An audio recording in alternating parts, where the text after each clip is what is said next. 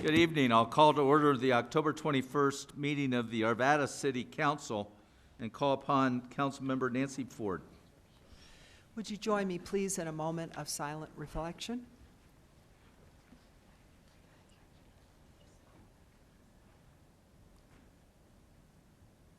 And now for the Pledge of Allegiance. Would you please stand? I pledge allegiance to the flag of the United States of America and to the republic for which it stands, one nation, under God, indivisible, with liberty and justice for all. Kristen Rush, if you'll do the roll call. Mayor Williams. Here. Mayor Pro Tem Marriott. Here. Councilmember Pfeiffer. Here. Councilmember Ford. Here. Councilmember Jones. Here. Councilmember McGoff. Here. Councilmember Miller. Entertain a motion to excuse Councilmember Miller. Mr. Jones. I move to excuse Councilmember Miller for tonight's business meeting. Motions to excuse. All votes are cast. That passes 6-0. Thank you. Next, we have the minutes from October 7th, 2019. Any changes, corrections? Mayor? Yes, Ms. Ford. I just wanted to make one clarification on the minutes.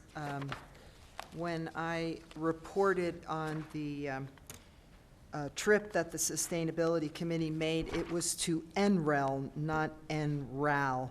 I looked that up, and it says Nuffield Radio Astronomy Laboratories in the UK. So There was no junket to the UK, None. so it was National Renewable Energy Lab is what NREL stands for. Thank you. With that correction, they'll stand approved. Next, we have some recognitions. First, I'll turn it over to Mr. Mayor Pro Tem John Marriott. Thank you, Your Honor. Are the members of the American Legion and Auxiliary here? If you'd come on down to the podium, please.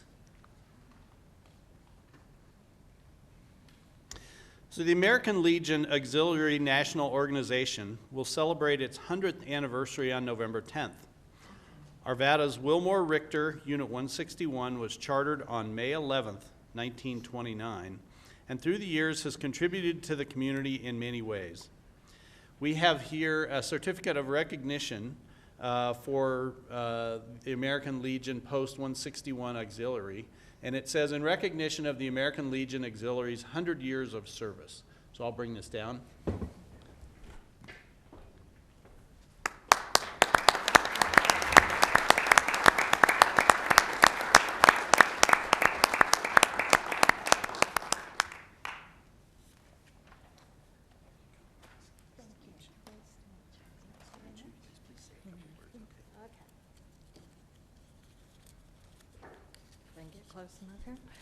On behalf of Wilmore Richard Unit 161, my name is Casey Rigerman. I am the unit president.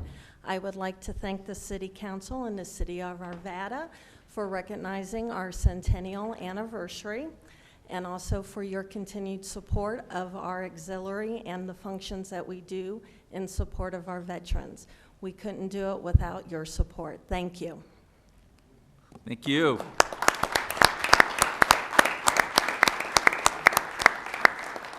Congratulations! It's a great group of people at the American Legion Post 161, and thrilled that they are getting this recognition and celebrating 100 years. That's wonderful. Next, we have a presentation that's very special of a Great Places Colorado Award for Old Town Arvada that's being presented to the City of Arvada by the Colorado chapter of the American Planning Association. So if a representative would like to come down, and I understand you're going to give some recognition and have a short video, and then you guys are all going to hightail it out of here to get to happy hour in Old Town. Is that right? All are welcome. Some of us would like to just go ahead and join you now, but sorry we can't.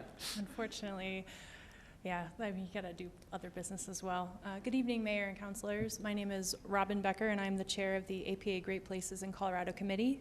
Thank you for having us this evening. The goal of the Great Places in Colorado program is to annually highlight places in Colorado that show the highest standard in terms of a true sense of place, have cultural and historical interests at heart, and provide a vision for tomorrow. The program provides an opportunity to celebrate the accomplishments of the residents, leaders, officials, and professionals who contribute to creating great communities through the planning process across Colorado. Characteristics that we look for during the nomination process include a livable built environment, harmony with nature, resilient economy, and healthy community. Old Town Arvada, You got it right. has been awarded the 2019 Great Place due to thoughtful development, smooth transitioning between the surrounding areas, and a unique preservation and reuse of historic buildings and structures. This Great Place should be viewed as a model for adaptive reuse, creative placemaking, historic preservation, and transit-oriented development. Old Town Arvada exceeded expectations in their submittal by providing a creative video that showcased the perfect balance of historic recognition and current cultural appreciation. I'm excited to share this video with you, and thank you for your time, and congratulations on the award. It's been called a gateway to the Rockies and a link to metropolitan Denver. But Old Town Arvada is that and so much more. With a heritage as rich as its thriving 21st century community, Old Town is truly a great place. And it is not by accident, but quite by design. For Arvadans have poured into investments and infrastructure of Old Town for more than a century.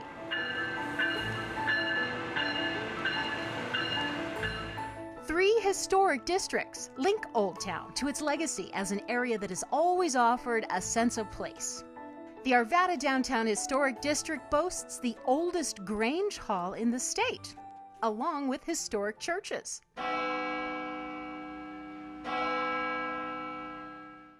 Prominent business buildings, which more than a century ago housed car dealerships and a corner confectionery, have transformed into 21st century businesses and retail spaces that rival their bustling yesteryear. Nearby, two historic residential districts built in the late 1800s and early 1900s retained their own character and charm, while more contemporary residences have been created to capture the ambiance of the area, with views to historic parks and places located just steps away.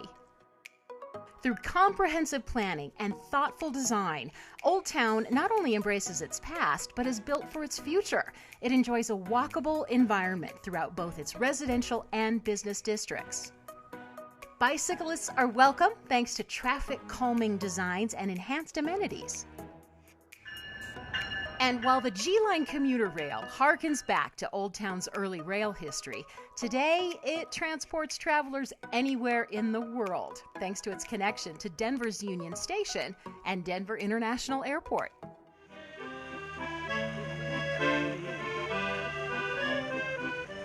The opposite also holds true, that global visitors are drawn in to Old Town, thanks to its charm, intentional mixed-use design, and abundant residential, retail, and entertainment opportunities.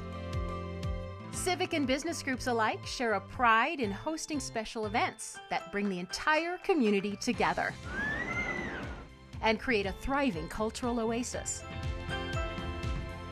Nature holds the heart of this Colorado community. Tree-lined streets, an extensive trail system, and cherished parks are just part of the story. Green materials, energy-efficient lighting, cool roofs, and rain gardens tie it all together. In so many ways, Old Town truly bridges its yesteryear to its future. Entirely by design, it is a great place to call home.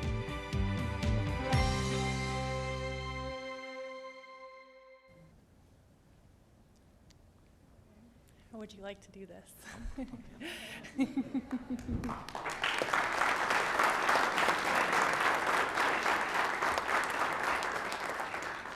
If I get in a picture?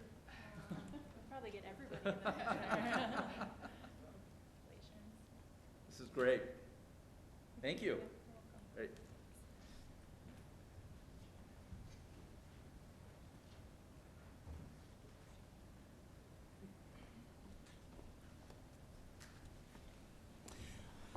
Okay, next we have a very special recognition, and I want to thank our folks from the Capitol who are here tonight to recognize Councilmember Mark McGoff, who is term limited in his position as a council member.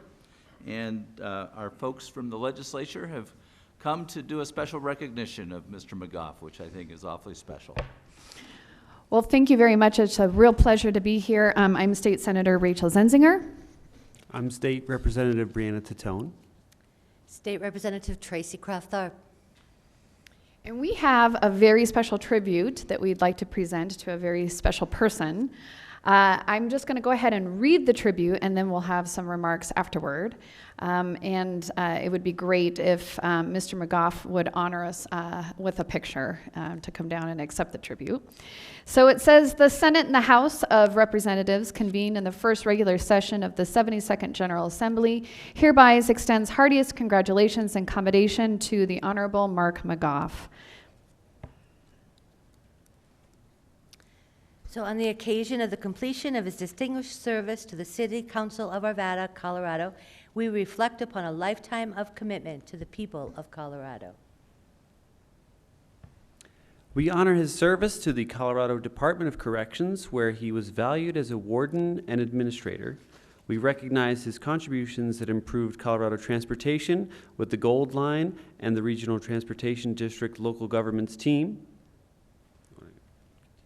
We thank him for building Colorado commerce and industry with the Adams County Economic Development Association and for his work on numerous boards and commissions, including the Rocky Flats Stewardship Council, the Board of Ralston House, the Arvada Historical Society, the Jefferson County Cultural Commission, the Arvada Center for the Arts and Humanities, the Colorado Endowment for the Humanities, and the Governor's Council for Physical Fitness. We add our recognition to the many he has earned throughout his career and hold him as the highest example of citizenship to be emulated by all the people of Colorado. This is given on the request of Senator Rachel Zenzinger, Representative Tracy Kraft-Tharp, And Representative Brianna Tatone. and it's given this 21st day of October 2019, State Capitol, and it's signed the President of the Senate, Leroy M. Garcia, and Speaker of the House, Casey Becker.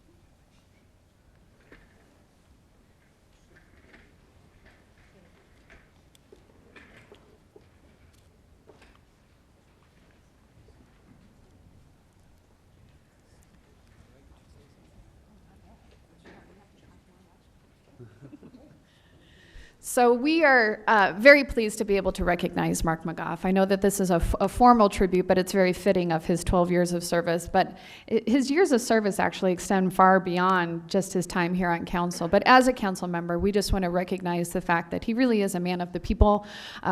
One of my fondest memories of serving with Councilmember Mark McGoff is when we took the time to walk the 4.5 miles down the entire length of Wadsworth so that we could take in the scenery, the needs of the community, and sure enough, all along the trip, you would find people that would recognize Mark and that would come out to talk to him and shake his hand the entire length of Wadsworth. And that's because he's also known for taking the community on many cultural and historical walks through our beautiful trails here in Arvada, and is just genuinely a wonderful, wonderful person. And we're very sad to see him leave council, but we are very pleased to be able to have recognized his service to the community. And thank you very much. I haven't known Mark as long as everyone else up here, but for the time that I have known him, he's always been someone who's been very available to give me advice on things and meet up about different issues and talk about things. And he's a wealth of knowledge because he's been out there and he's done so many things. And for the council, he's been a gem of a resource for everyone, and we really appreciate his work on the council. So thank you very much, Mark. Thank you, Counselor, for your service. Thank you for your consultation, especially around criminal justice issues and needs for the city of Arvada. And yes, I also have appreciated your hikes, especially since you have them on a day that doesn't conflict with our town meetings, right? Always. Right. Maybe we can change that now. So thank you very much for all your work and your service. And I told you we could get you to be a little Terry. Thank you very much.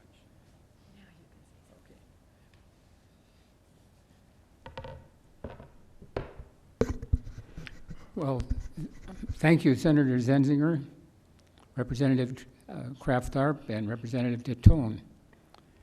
In 1994, the Colorado Department of Corrections decided that I should come to Denver to be the warden of the Denver Reception and Diagnostic Center.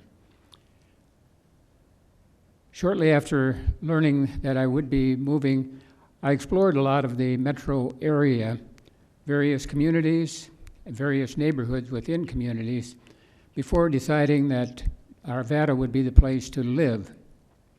Because I was not coming here just for a job, but I was looking for a place to reside for the long term after my retirement, which was to be about 3 years away. So I explored the communities on foot, and my wife and I spent a lot of time in talking with people, just finding out about the various communities. I was truly impressed with Arvada at the time. I lived here temporarily for several months from the fall of 1994 until I took up residence, bought a house in 1995, and I bought it in District 2, what turned out to be District 2, because of certain things. I wanted to have access to hiking trails. I wanted access to a good library, and the Stanley Lake Library was pretty new at that time. And then there was Old Town, which was a significant attribute, and so that was a drawing card. And finally, the Arvada Center was the drawing card for me. So when I took a look at those things, I said, yes, Arvada is the right place to be because of my interactions with people and with all the amenities that I was definitely looking for, and those I had outlined before I moved here. I finally settled in, got my house the 1st of March in 1995, and I looked at the Arvada Press, or whatever our newspaper was called at the time, and I saw that they were taking applications for serving on the Arts Council of the Arvada Center.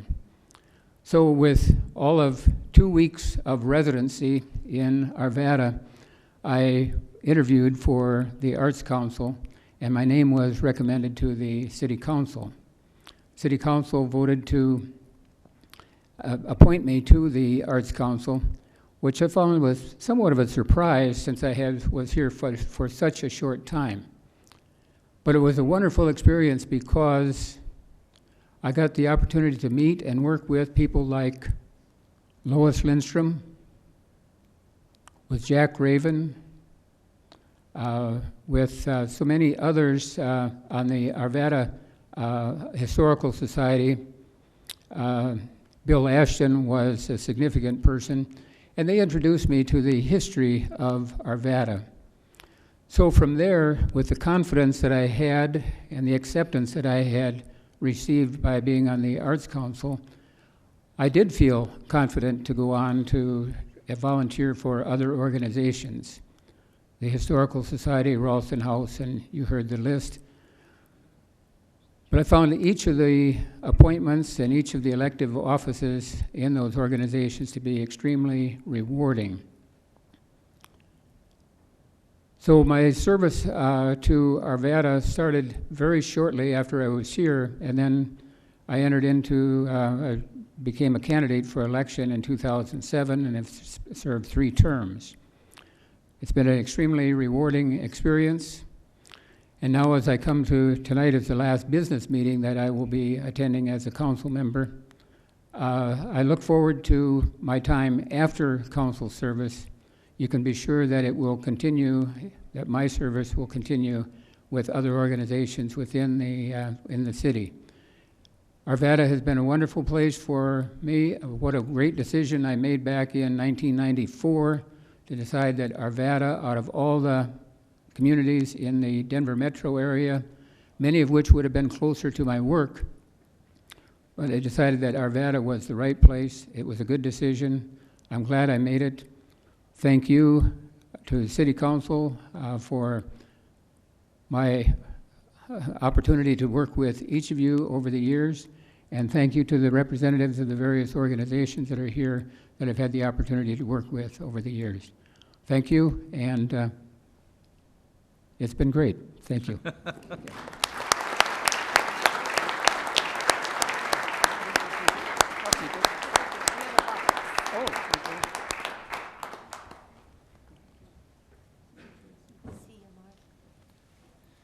We'll be recognizing Mr. McGoff as a council on November the 11th, which is the week after the election. And that's when we'll have the swearing in of new council members, and those who leave council will have an opportunity to be recognized. So we'll save our parting shots for Mr. McGoff until November the 11th. Next, we have public comment on issues not scheduled on our agenda. I have one sign up, and that's from Scott Day.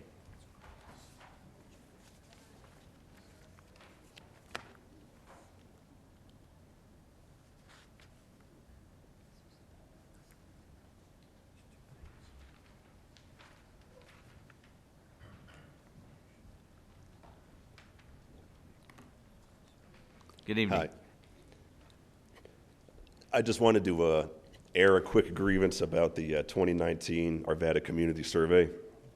I've been an Arvada resident for a decade now. This is my first time. I've actually gotten an invitation to that community survey that went out about a month ago. I went online to complete the survey, and about 4 pages in or so, I got kicked out of the survey, and it told me my answers have been submitted and thank you. And that seems incorrect, because I know this is a very long survey. There's lots of feedback sections for it, and I didn't get a chance to do any of that. Thinking maybe it was a technical issue, I contacted Nathan Wiggin, who's the project manager at Northwest Research Group, who runs the survey for the city. I told him what was going on, and he said, no, it's not a technical glitch. The survey actually, the demographic quota for the survey had already been satisfied for white people over the age of 30. And he was actually very candid about it. It was a good conversation. I appreciated him being so honest with me.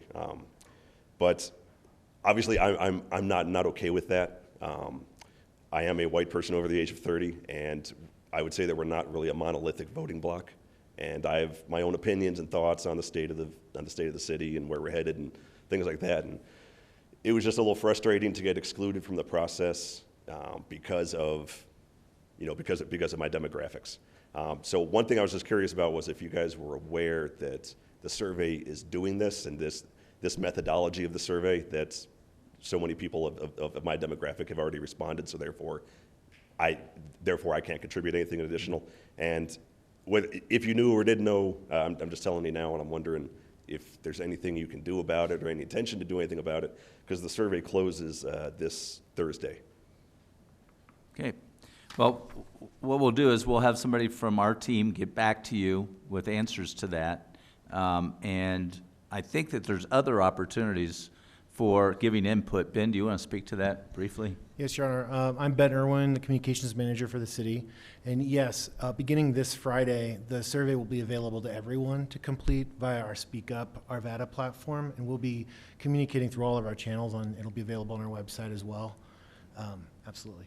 But we'll reach out to you specifically so that you can, because we do want input from all of anybody that wants to give input, we want to get input from. Now, statistically speaking, and I know Nancy Ford knows more about this than the rest of us on council do, but I know that they do certain demographic type of ratioing, and I don't know how that, it's beyond my pay grade how that all works, but I do know that there are some ways that particular survey gets done, but we do want to get input from all of our citizens. So we'll make sure that you have that opportunity.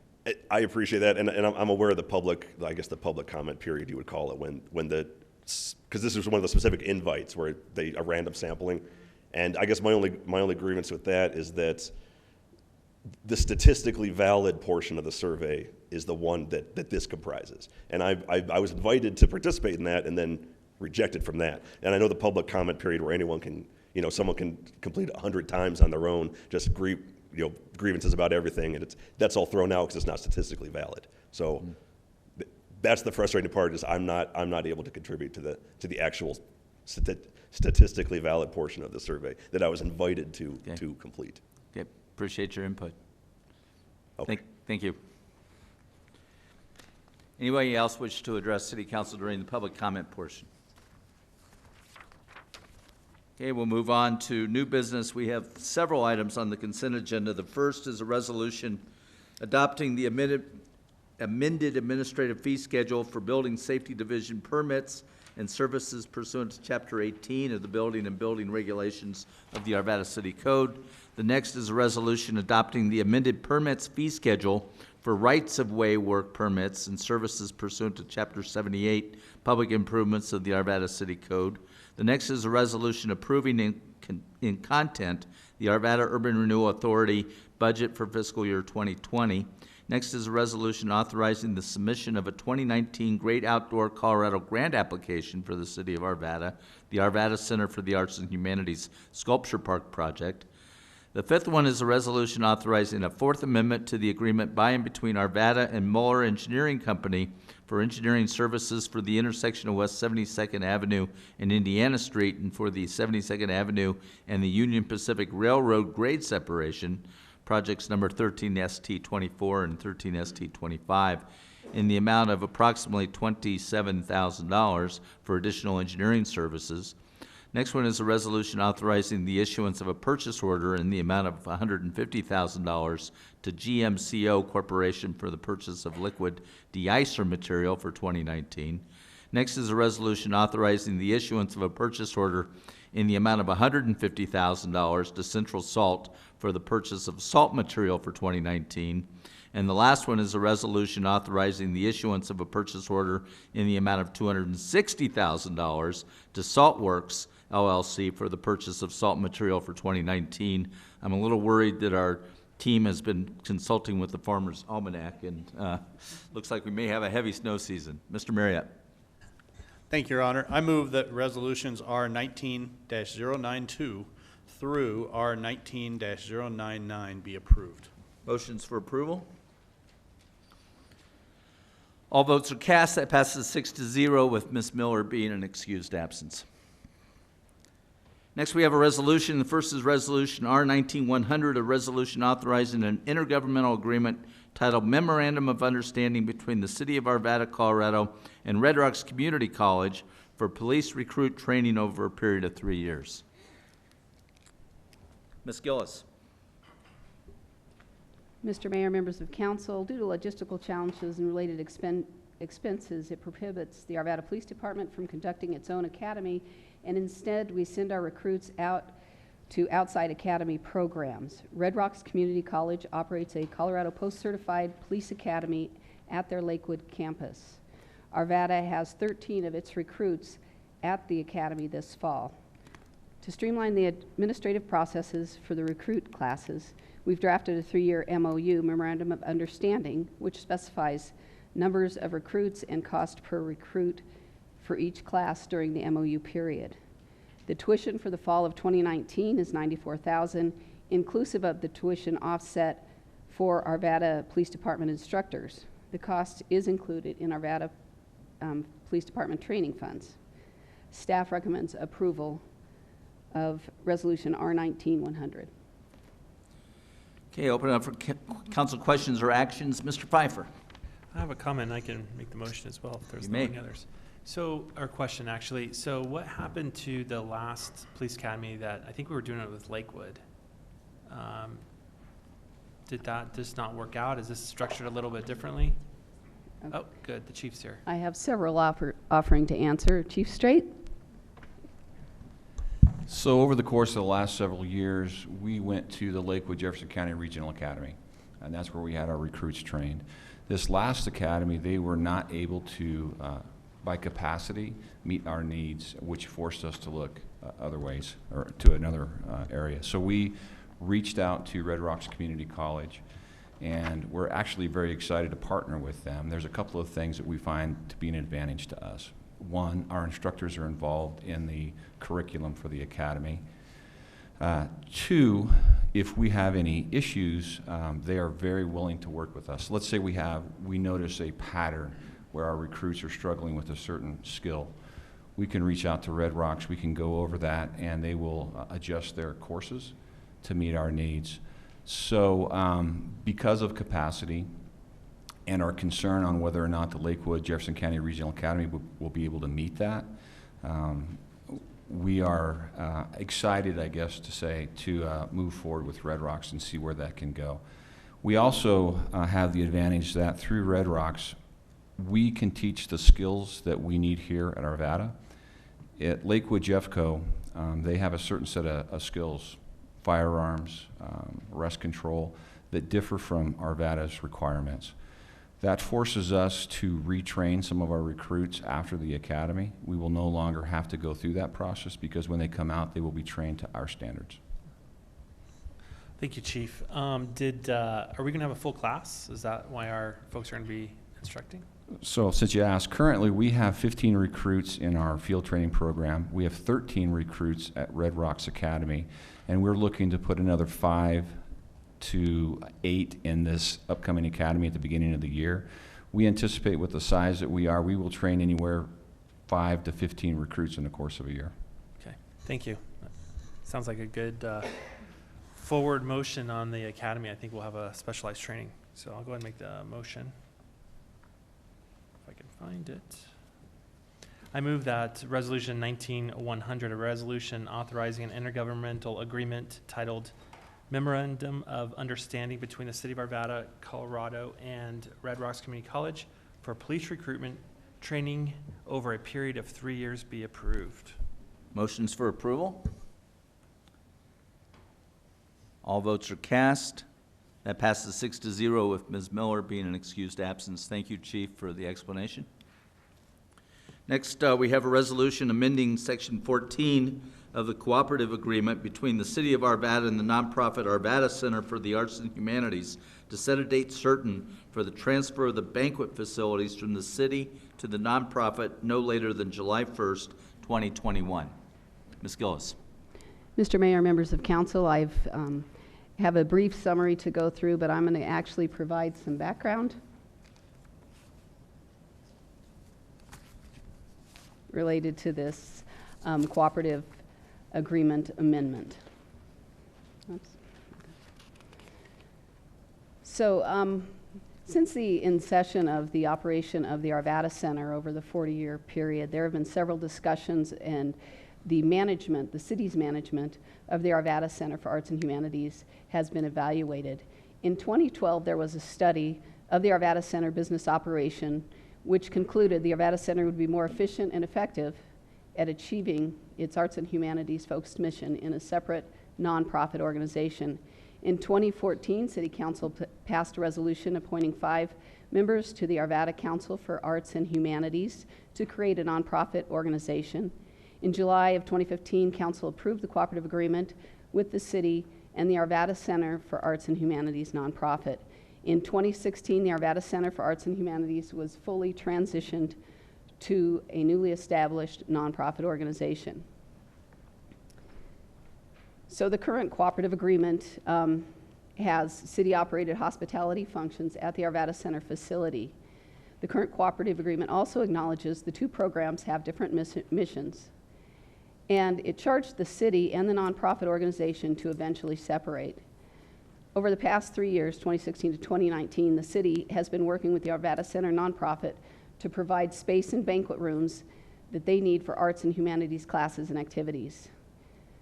There continues to be a high demand for those programs and for rehearsal space. Over the past 2 years, since 2018, Arvada Events has provided the Arvada Center for Nonprofit space for 168 different events and programming.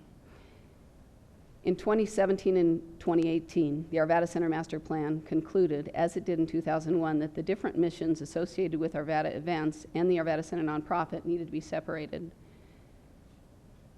Over the past 3 years, we have been considering a strategy to develop a separate venue for Arvada events.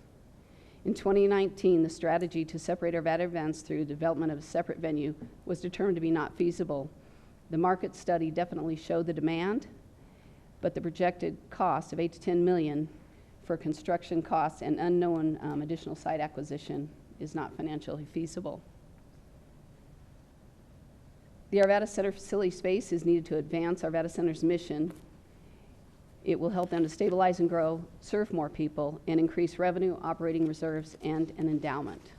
On April 22nd, the Arvada Center nonprofit presented to council at a workshop a conceptual plan for a remodeled facility that was meeting the arts and humanities mission. It repurposed areas of the building. It provided space for events and the History Museum. And it did provide for changes in the service delivery model of Arvada events, likely shifting from the current full-service event production to a preferred caterer model. It did reduce banquet space and required a capital campaign of $10 million. City Council directed the Arvada team to develop an amendment to the cooperative agreement that would transfer operation of banquet rooms to the nonprofit Arvada Center no later than July 1, 2021, a date certain. So as far as discussion, we do have the First Amendment to the cooperative agreement, Section 14. It addresses the date certain. It also expresses the importance of continuing to provide banquet and event space at the Arvada Center, and it also addresses the needs of the long-term mission of the Arvada Center nonprofit to be focused on the arts and humanities. The Arvada Center nonprofit would take control of the facility. They need to finalize the scope of improvement for the remodeled facility, develop a plan to complete improvements in a phased manner, and phasing that can be keep the ballrooms utilized over the time and during transition.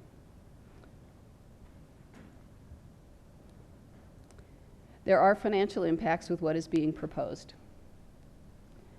In order to ensure Arvada events continues through approximately mid-2021, there will need to be a retention plan put in place that could range from $700,000 to $1 million, depending, and it would keep people employed and on board for the 20-month period prior to the handoff. This would be covered through the Food Service Enterprise Fund reserves. Financial impacts, there will be financial impacts to Westwoods and Lake Arbor, as the Arvada events will not be using the Arvada Center kitchen in the future, and staff and the Arvada Center nonprofit team are committed to mitigating these impacts. The impacts on Arvada events will be around business operations not utilizing that kitchen. The team is working to determine what models will mitigate those impacts and changing their business operation plan. Another impact on the events is this public discussion of the July 2021 date could generate significant questions from existing customers and the community. The public announcement of the date certain may cause some challenges with the Arvada event team members and their desire to leave, which is why we are creating an employee retention plan. And then the impacts, the financial impacts on the golf courses and concessions. And again, the leadership team is committed to mitigating these impacts. I won't read verbatim the amendment to the cooperative agreement, but generally, the first item is due by January of 2020, and that is for the City of Arvada to create a list and identify certain high priority Arvada events for the Arvada Center. By January 31st of 2020, the city and the nonprofit will develop a timeline and transition plan for a smooth transition. And this is really important. We're going to work together to have timelines and accountability to ensure the transition is smooth.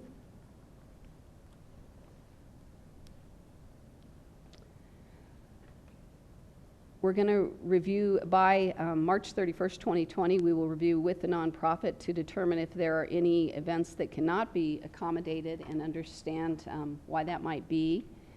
By July of 2021, we'll endeavor to, after July 2021, the city and the nonprofit will endeavor to continue accommodating events for the Arvada-based institutions as best possible. By April 30th of 2020, the nonprofit will present a business plan providing details and information supporting the transition schedule. By December of 2020, a conceptual project plan for improvements identified as high priority for the nonprofit, including a description of proposed improvements. And then by December of 2020, the capital campaign feasibility study assessing fundraising capacity of Arvada events. Arvada nonprofit, my apologies.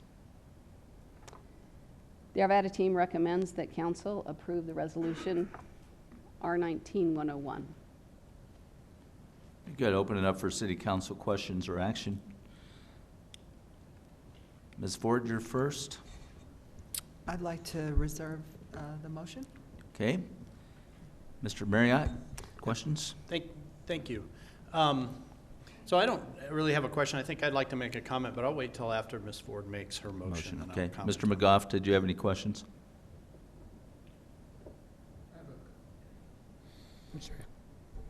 Sorry, I just have a comment or two. You want to wait until after the motion's made then? Yeah, that'd be fine. Okay. Thank you. Ms. Ford, you want to make the motion, and I think several of us may want to make some comments about it.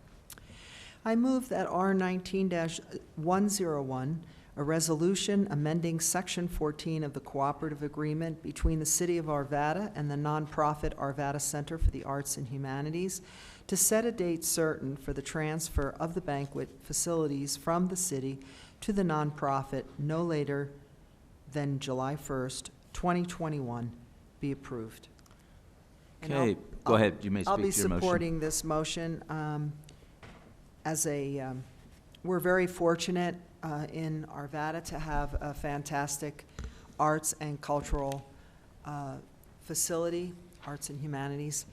And in my opinion, I think that in the long run, this move is going to be a very positive one for the center, and will bring notoriety to the center, and additional than what we currently have, and more programs for young adults and young children to partake in the arts and humanities. Mr. Marriott? Thank you, Your Honor. I'll also be supporting this motion, I think, for two reasons. One is this strengthens the Arvada Center nonprofit, I think, by allowing them to have full use of the building. This agreement also requires that they continue to offer hospitality and events. So for those of you who have booked or used the Arvada Center for your events, it will still be available. You'll just be booking it through the Arvada Center as opposed to booking it through Arvada events or through the city. And so to me, it looks like it's a very positive thing for the Arvada Center. And my hope is that they will be able to get full use of it and make great use out of it. Mr. McGoff? Yes, thank you. I'd mentioned earlier in my comments that I'd served on the Arts Council. Those two terms extended from 1995 to 2001. It was in 2001 that we endeavored and did prepare a master plan for a proposed master plan for the Arvada Center. I see Mary Jo Giddings is here this evening. She was one of those who served on that committee also in 2001. And we concluded at that time that truly there are the different missions of what we just referred to as the banquet side of and the food service side of the facility, and the arts, the theater and the arts programs themselves, and that we needed to take a look at that over time. So I'm just make the comment that it has been 18 years since we concluded that master plan. It was adopted by resolution by the council shortly after its development and has been in place for a long time, and I'm just very happy to see the culmination of the master plan and the direction we're going. I could never have guessed that it would be as complicated as it has turned out to be. So many facets that are involved, and I think the staff of our city, as well as the staff of the nonprofit, should be commended for all the fine work that's gone into the proposal that we have before us this evening. And obviously, I'll be voting for the motion. Yeah, let me wrap it up here by indicating I'll be supporting the motion for the following reasons. First of all, it's very important for those of us who have been around this community a long time to recognize that when the Arvada Center was expanded to include banquet facilities, it was a recognition that there was not any other type of facility in Arvada to meet the needs of our community for those types of facilities. And you know, we have an incredible cultural facility with the Arvada Center that does excellent shows and performances and art exhibits and educational opportunities for our citizens. It's long been recognized as a crown jewel for our community. The costs of operating that kind of facility continue to rise every year. And from a fiscally responsible position on City Council, we had to come up with a way to recognize that we could not continue to put that burden simply on our Arvada citizens and on our residents. And as such, we explored various opportunities and options, and the one that we came to was to have a nonprofit take over the operations of the Arvada Center itself.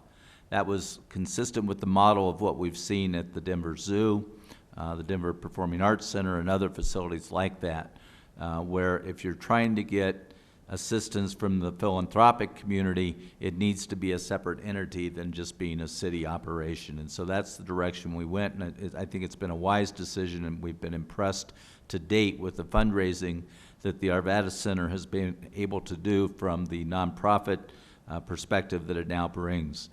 That then brings us to the issue of what happens to banquet facilities and having those type of operations going on.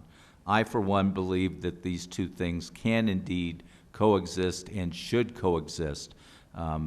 Having a banquet facility is a form of having the humanities in our community, and so it's an important aspect that we want to maintain, and I believe it will be maintained under this plan moving forward. It's going to change from being city operated to being a preferred vendor model, which is what we've seen happen down at the Sewell Ballroom and other great facilities that utilize that type of modeling to be able to provide the food services and other needs that would happen under the nonprofit.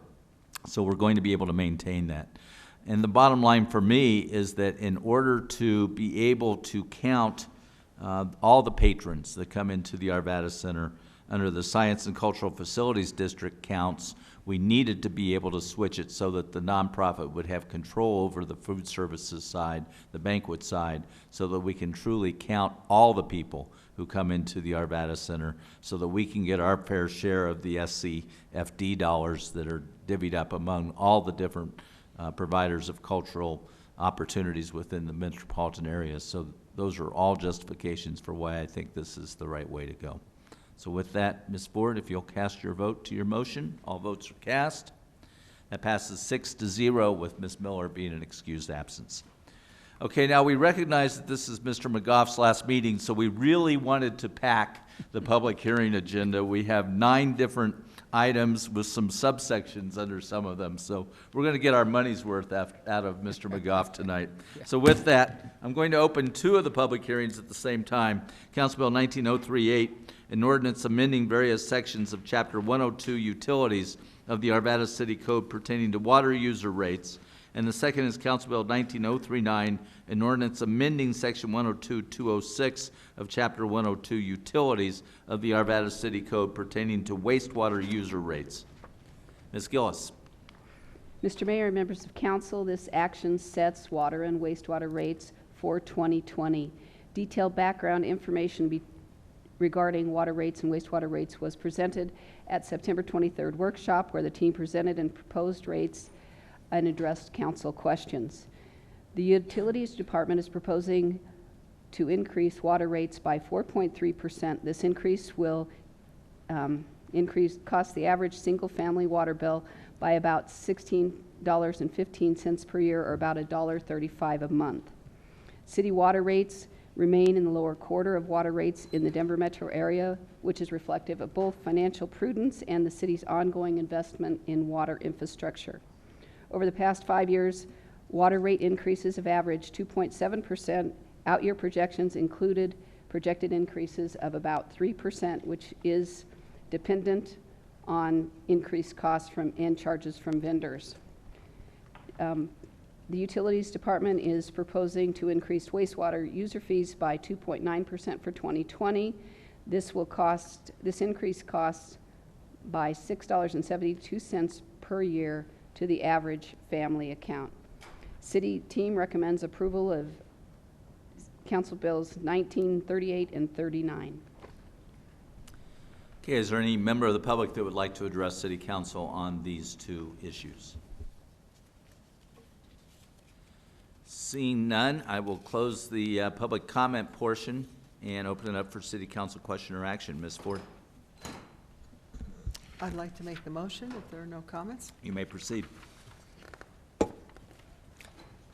I move that, should I read them separately? Yeah, we'll vote on them separately. so Okay. we'll do- I move that CB 19-038, an ordinance amending various sections of Chapter 102, Utilities of the Arvada City Code pertaining to water users' rates, be approved on final reading, numbered 4709, and ordered published by title only. Mr. Marriott? Thank you.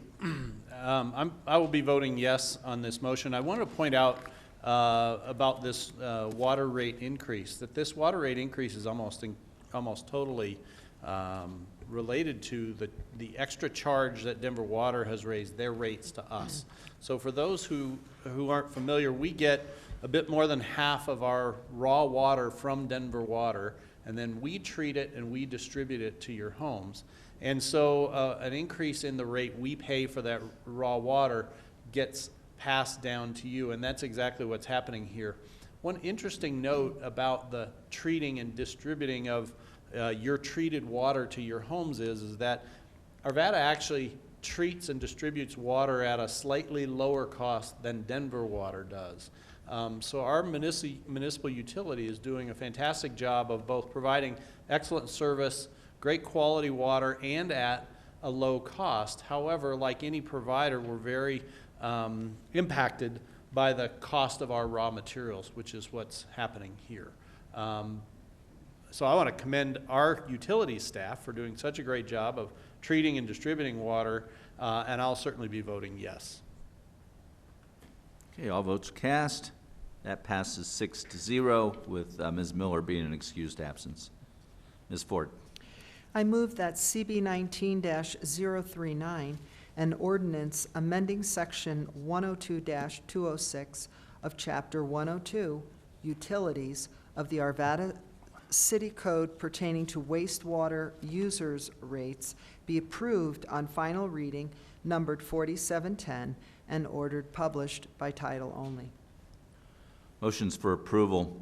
Not unlike the last motion, we always look at where Arvada fits in terms of the entire metropolitan area, and I'm very pleased that our team does an excellent job of making sure that we are not among the most expensive.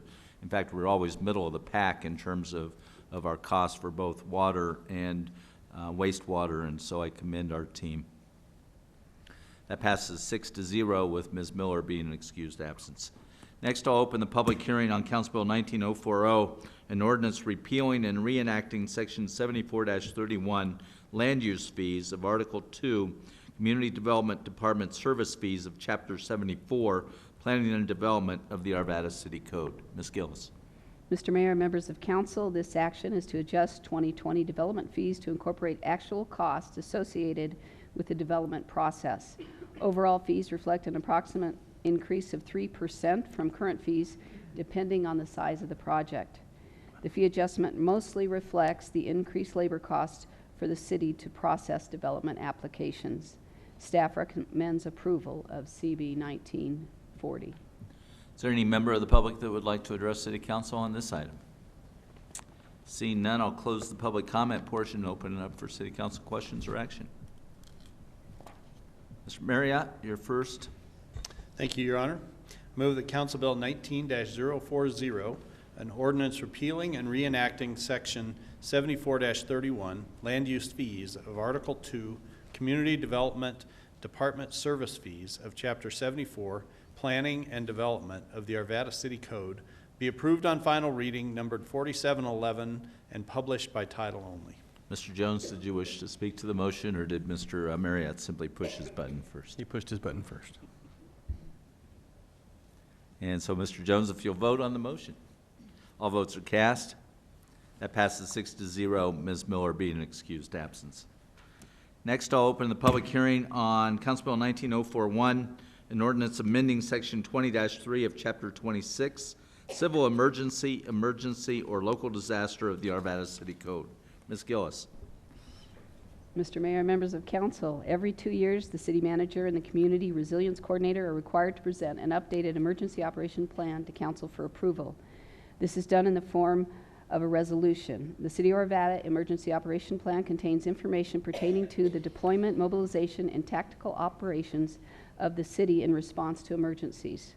The plan identifies critical infrastructure, plans for protecting said infrastructure, communications plans, and delegations of authority during emergencies. The plan addresses hazards like hazard analysis, cyber incident response, public assistance, winter storm, and power loss. Recently, concerns have been raised related to the necessity of keeping the emergency operations plan confidential and available only to the city team members. The concern is that if the city were to publish its intended response to a certain type of crisis, for example, a cyber incident, attack, or water contamination, would-be criminals could use the information to plan around the city's anticipated response, making attacks more effective and devastating. With the goal of strengthening City Council involvement in the plan update process and creating a safer response environment for city team members, we've identified the option of presenting the emergency operation plan to City Council in a manner that will preserve confidentiality of information contained in the plan. We propose that the biennial review of the emergency operation plan be presented to Council in executive session. In order to implement this option, an ordinance must be adopted to amend Chapter 26 of the City Code. Staff recommends approval of CB 19041. Any member of the public like to address City Council on this matter?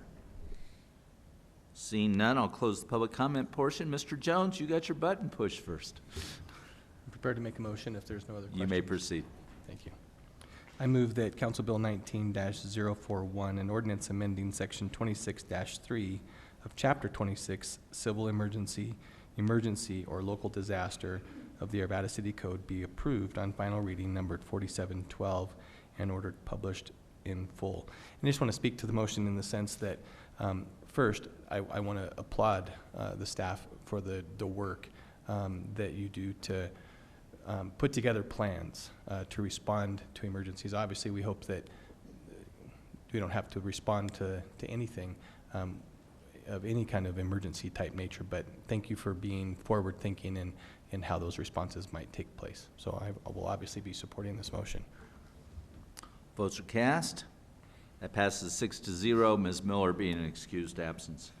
Next, open the public hearing on Council Bill 19042, an ordinance certifying the City of Arvada mill levy for 2019 for the Board of County Commissioners for Jefferson and Adams counties.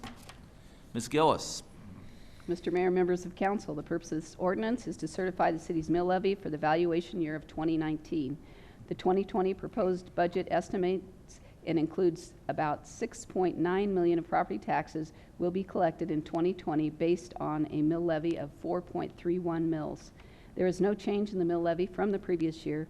The mill levy will be used to assess all property within the city for taxes to be collected in 2020. Staff recommends approval of CB 19042. Any member of the public that would like to address City Council on this matter? Seeing none, I'll close the public comment portion and open up for City Council questions or action.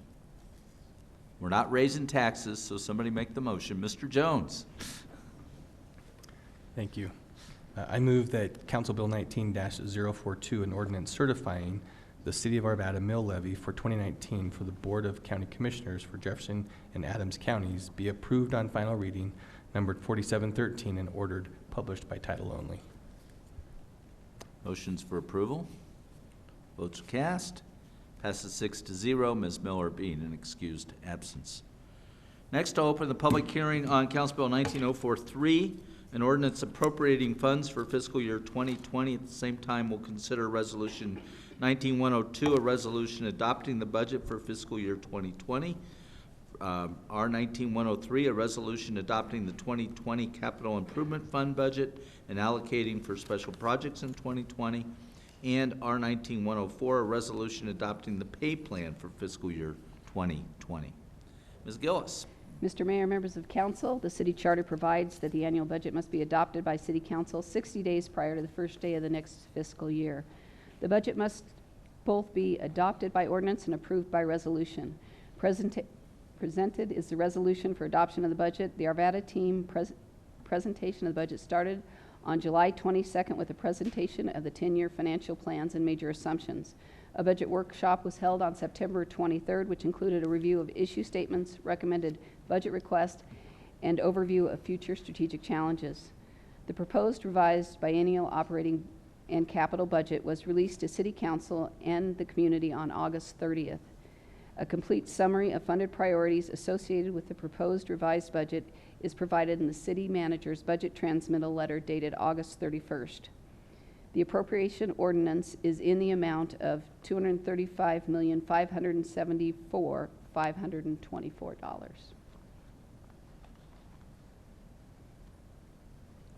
Staff recommends approval. Okay. Is there any member of the public that would like to address City Council on the budget? Seeing none, I'll close the public hearing on this and open it up for council questions or action. Mr. McGoff. Yes, I'm prepared to make a motion. You may. And then we need motions on each of the resolutions separate, or how do you want us to do this? I'd like to have motions on each of them separately, just so that it's easier to parse out when we go back later, but that's fine. Yeah. We want to get as much work out of Mr. McGoff as possible tonight, so I think it's appropriate to handle each by separate motion. Well, I'm looking forward to this motion. I seldom get to think in terms of $235 million. So it's even nice to say it. I move that Council Bill 19-043, an ordinance appropriating funds for fiscal year 2020, be approved on final reading, numbered 4714, and ordered published by title only. All votes are cast. That passes 6-0. Ms. Miller being an excused absence. Mr. McGoff. Yes, I move that R19-102, a resolution adopting the budget for fiscal year 2020, be approved. Motions for approval. That passes 6-0. Ms. Miller being excused absence.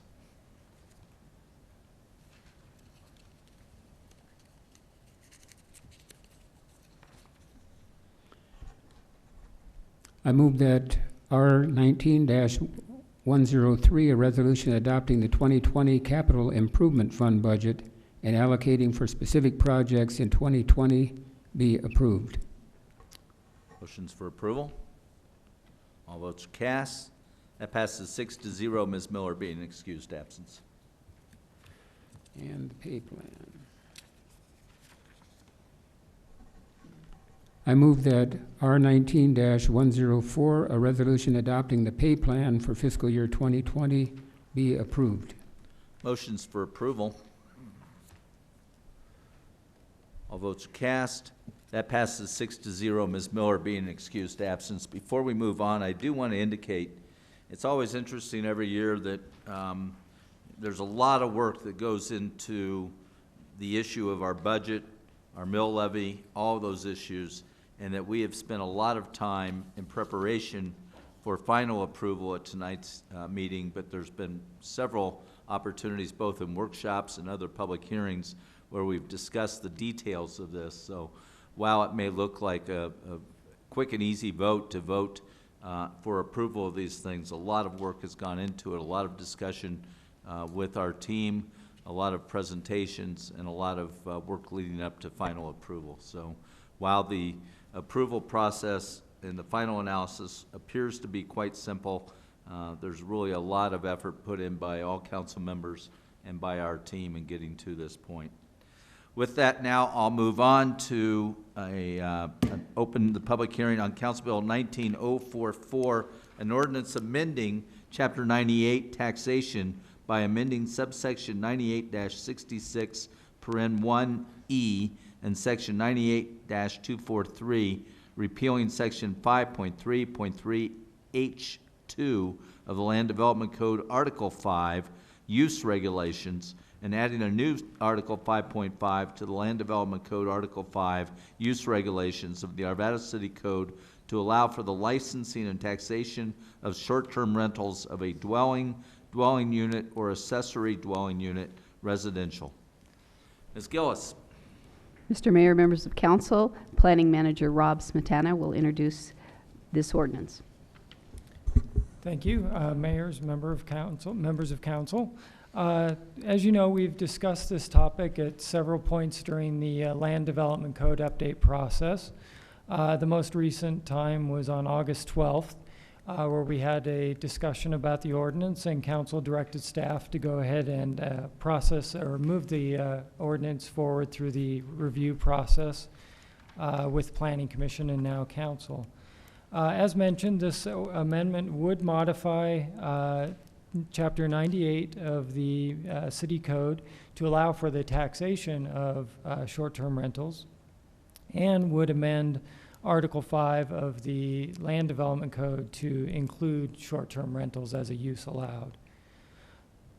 The proposed ordinance, as is before you, would allow for the renting of a whole dwelling unit, a room within a dwelling unit, or an accessory dwelling unit for a period of less than 30 days within duplexes and multifamily buildings with individual ownership. Each unit would be allowed to be rented as a short-term rental. However, within a multifamily rental community, only one unit within a project would be allowed to be rented. There would also be a requirement to have one additional off-street parking space to accommodate parking needs for the short-term rental, and that a short-term rental could only be rented to one party at a time. And there would also be a limit on one short-term rental per property. So, for example, if there was a primary residence and an accessory dwelling unit, only one of those at a time would be allowed to be rented. For multifamily buildings, again, only the property owner could operate a short-term rental, and only one on the property would be allowed. Renters in that multifamily situation would not be allowed to operate a short-term rental. And if a community's homeowner association covenants did not allow for short-term rentals, they would still not be allowed under this ordinance.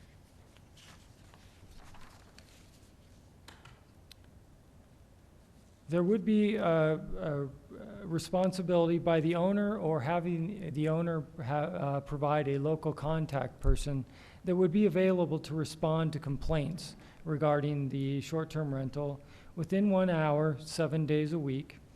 There would need to be a brochure provided in the short-term rental with that contact information for short-term rental visitors.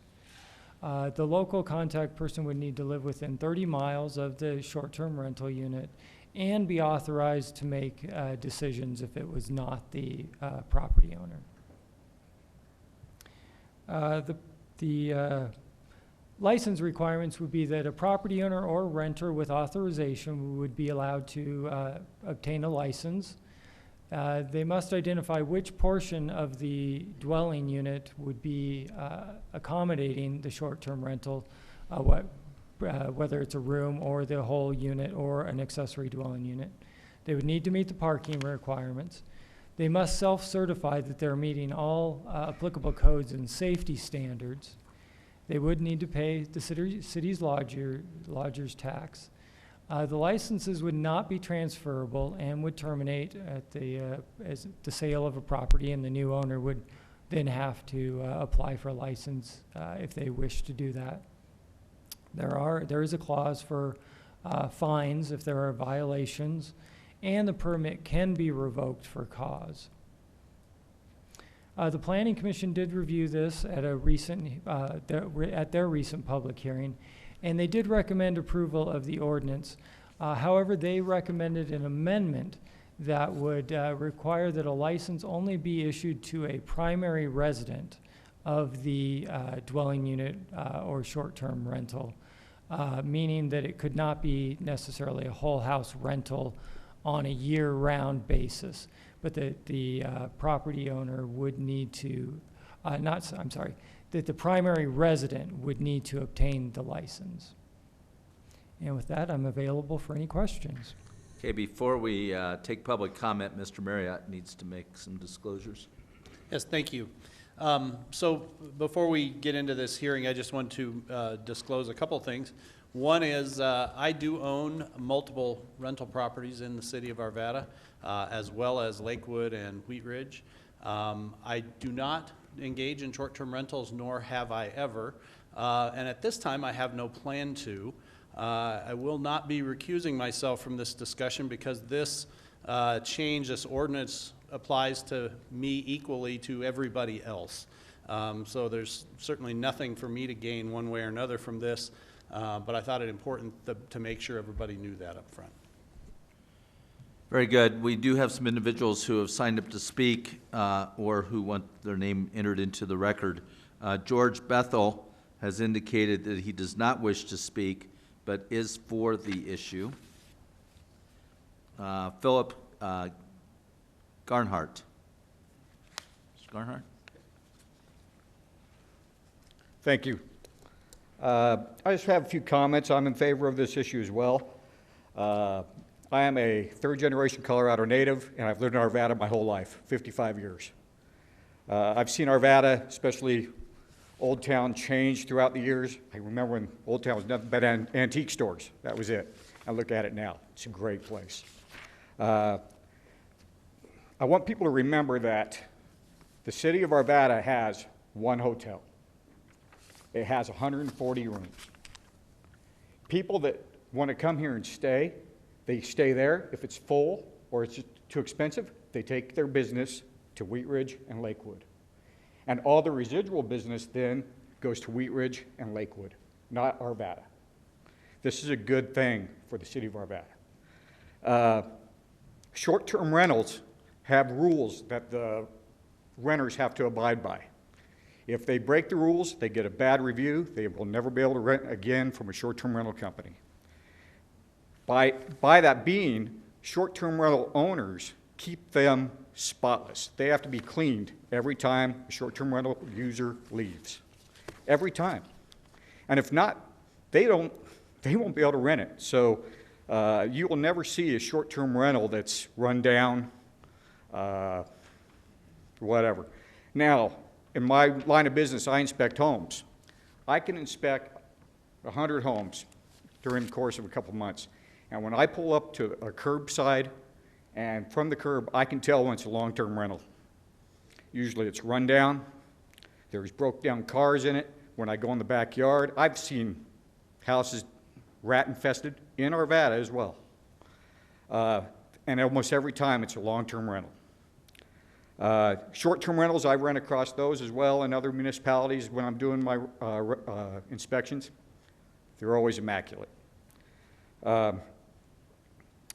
I just don't want to see Arvada be one of only 2 municipalities in the metro area that doesn't allow these. Everybody else, every other municipality allows them. Also, just one last thing. People that stay in the short-term rentals, they are usually on vacation. They're with their family. They're not here to party, hoot it up, tear up the place, because they're not that type of people.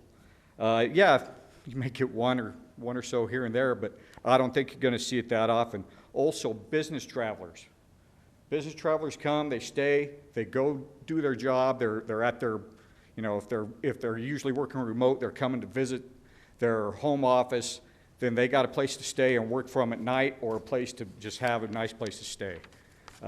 This is a good thing for the city of Arvada and its residents. Thank you. Thank you. Next, Michael Martinez Schifferel and Liesel Schifferel.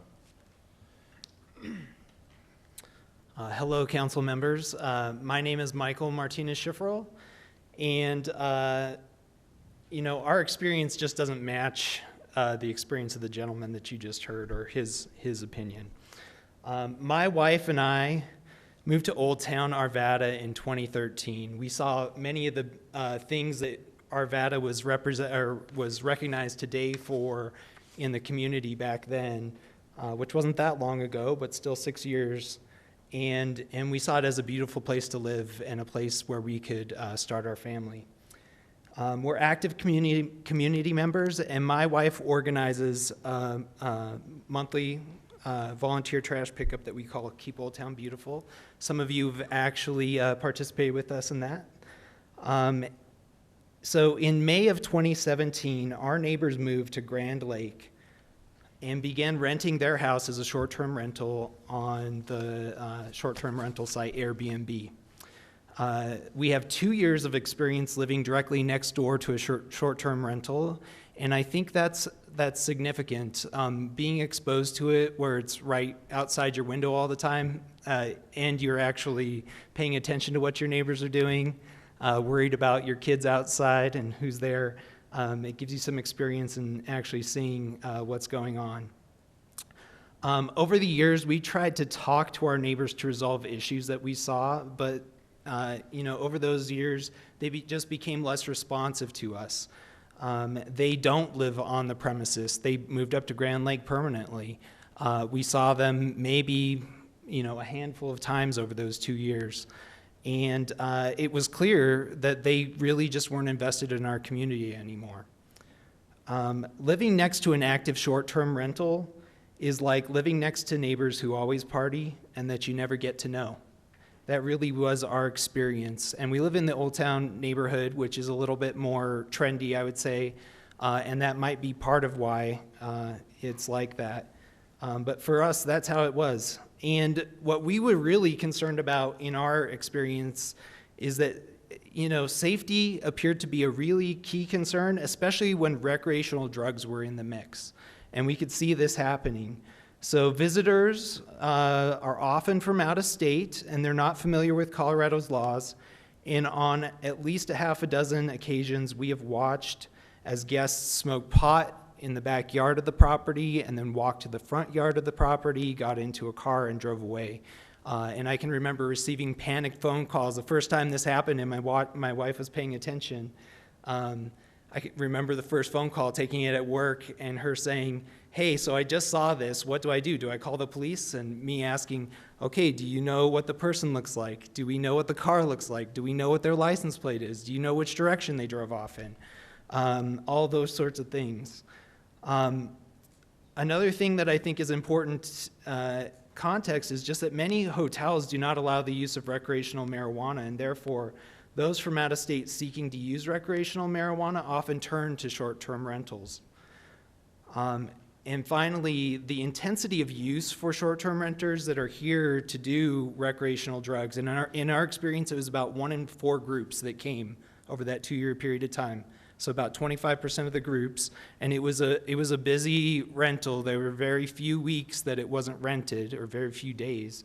And our experience was that about 1 in 4 were there to do recreational drugs, and the intensity of use was really high. So we have neighbors near us that are just normal neighbors, live there a long time.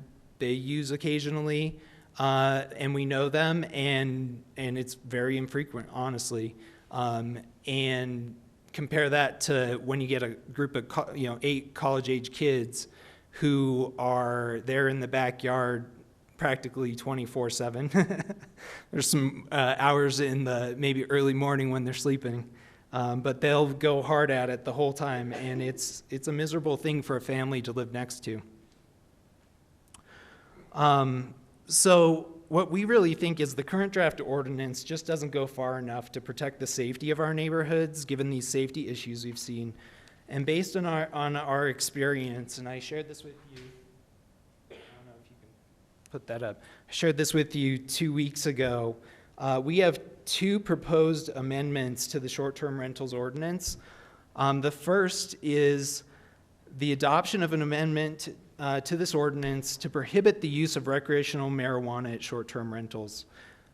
Specifically, we think you should consider amending 555G to include this prohibition of recreational marijuana. And the reason for that is because these are places of business.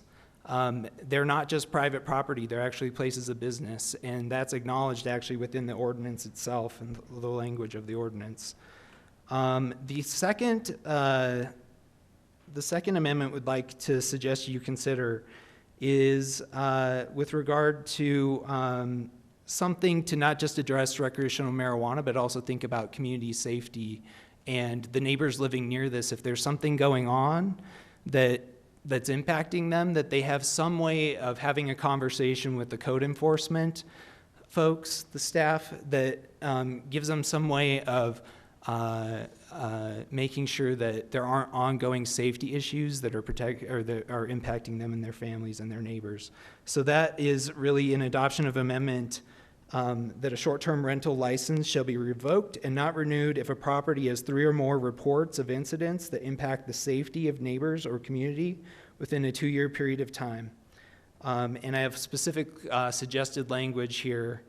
I think you can do that by amending section 555E to include that. So thank you for considering the safety of our communities as you review this ordinance. I think just on the issue of money, you're obviously raising money in order to enforce this new ordinance through fees and the taxation, and I think that should offset any additional regulations you put in here. As far as prohibited uses, you already have a section on prohibited uses, right? So prohibited uses that are there actually include large parties and weddings. And I think that including recreational marijuana is a good addition to that. And then just on the last thing of what the Planning Commission added in terms of the primary residence definition, I think that was a good addition. I'm not sure it goes far enough, in my opinion. I know that the definition that was included is what's been included in other ordinances like this. But one thing that I think is maybe a shortfall of what's included in other places is just that, so the definition of primary residence specifically says that it's your usual place of return, and then it lists out a set of documents to prove that. One of those types of documents are utility bills. And utility bills clearly are going to be in the name of the person that owns the property for a short-term rental no matter what. And so I suggest at the minimum striking utility bills from there, from that definition of primary residence. Thank you. Thank you. Nancy Young.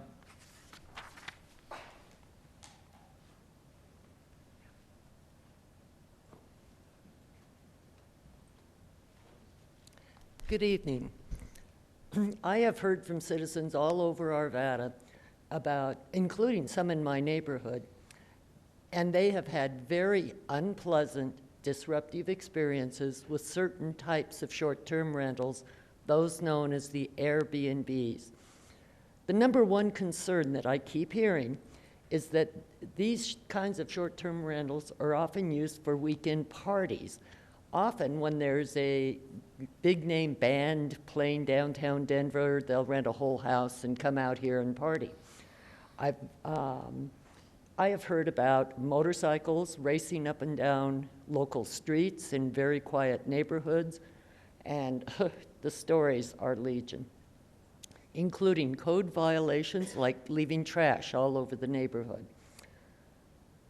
There's another concern, that a short-term rental ordinance without limitation could well encourage a large-scale purchase of our older, smaller, and most affordable homes and make it into a short-term rental business. And to address this concern, most jurisdictions, like Denver and Boulder, require that short-term rentals be limited to the primary residence, thus providing some assurance that the property owner would rent to responsible people. I'd also like to make another point that has occurred to me in thinking about this. Frequent rental of a home in a quiet neighborhood creates a transient neighborhood. In contrast to Arvada's traditionally stable, close-knit neighborhoods, most Arvadans would be deeply concerned if the neighbor was different every week.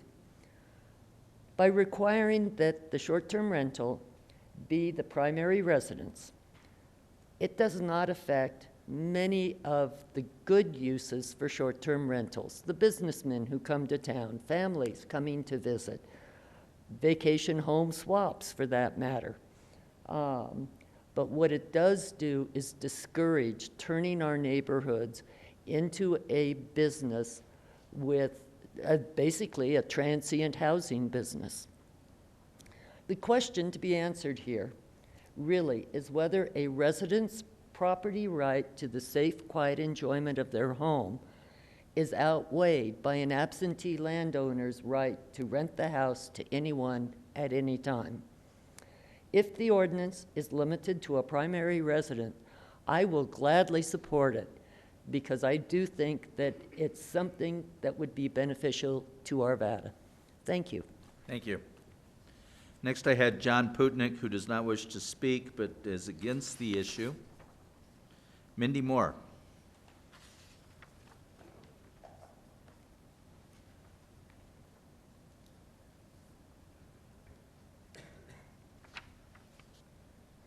Good evening, Mayor and City Council members. You've heard some excellent comments from several residents. I don't want to repeat them. I just want to state that I am in support of this change to the Land Development Code, allowing short-term rentals with the addition that the Planning Commission added and the excellent language about it having to be a primary residence, and an individual can only have one primary residence. I think when this discussion first came up in the Land Development Code Advisory Committee meetings, the thought was, if you're a homeowner and you're going on your vacation for 3 or 4 weeks to the Caribbean or up to your summer cabin in Granby, why can't you earn some additional money by renting your home out short-term? Then it got to 2 city council workshops where there was so much confusion and people were thinking, when I rent a whole house, I don't want the owner there. There was a lot of confusion about that word owner-occupied. So I'm glad that the new language doesn't use the word owner-occupied and that it's clear if you're going to rent someone's house from Airbnb, the owner's not going to be there in the house. They're off doing whatever they're doing, but it's still their primary residence. And when they come home, they have to answer to their neighbors and their community about what occurred in that home those 3 or 4 weeks that they were gone. So again, thank you for your time and I really want to say, reading through the Planning Commission notes, it was quite a challenge. It was a very convoluted discussion, but I think with city staff, you came up with some excellent language. Thank you. Great. Next, and I apologize, I can't quite make out your last name, Ross Hodge? Hoogerhide, thank you. Hi, thank you. Ross Hoogerhide, I'm a homeowner in Arvada. I think it's important to keep in mind that short-term rentals are the wave of the future. When my wife and I travel, we don't want to stay in a hotel. We want to stay in a private home with a kitchen, and Colorado is a tourist economy. So by allowing short-term rentals in Arvada, you're going to bring more tourists in who are going to spend those tourist dollars in Old Town and other Arvada businesses, including grocery stores and local restaurants and other establishments. I am very concerned by the primary residence requirement. I would oppose that piece of the ordinance. I think short-term rentals should be allowed. However, there is a 2019 U.S. Supreme Court case, Tennessee Wine, striking down residency requirement for a liquor license that finds the Dormant Commerce Clause or requiring a residency requirement that's not narrowly tailored to address a specific issue is unconstitutional. I would suggest that similar analysis would apply here. This is a license for an activity, and I think there are narrower means to address the concerns that have been addressed. Airbnbs have to be kept spotlessly clean. hotel clean. There's some of the nicest houses on the block. There's not junk in the yard, and the houses have to be kept very nice. One other part of the ordinance that I was very concerned about was the ability to inspect at any time, including locked areas. This is a home. The Fourth Amendment requires a warrant before you search a home. I would suggest this also may be unconstitutional. I think there are less intrusive means to inspect someone's home, including, setting up a time that worked where there weren't any short-term renters, and not requiring the inspection of locked rooms, because that is an area where a homeowner would store their personal possessions unavailable to short-term renters. Thank you. Thank you. Next I have, I believe it's Seve Simber.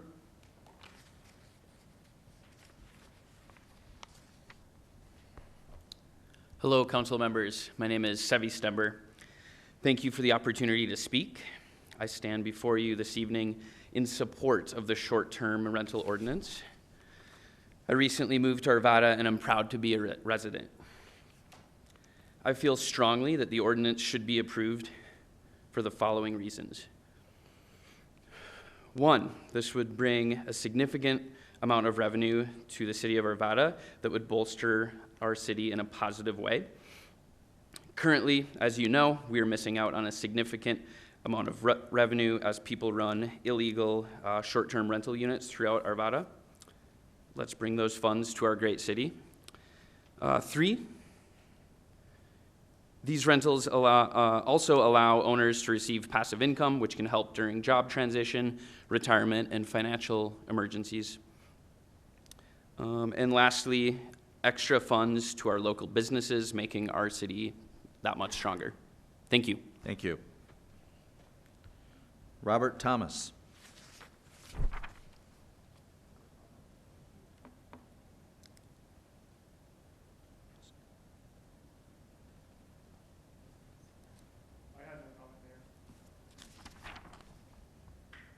Okay, you are for the issue but don't wish to speak. Allison Ernest does not wish to speak, but is for the issue.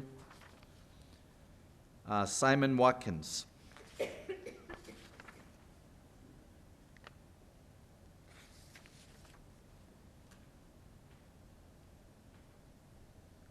Good evening, council members. Thank you for the opportunity to speak to you this evening.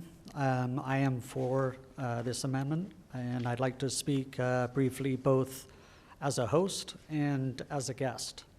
When I travel with my family, it's important for me, for my children, to really get the culture and the vibe of the place they're visiting.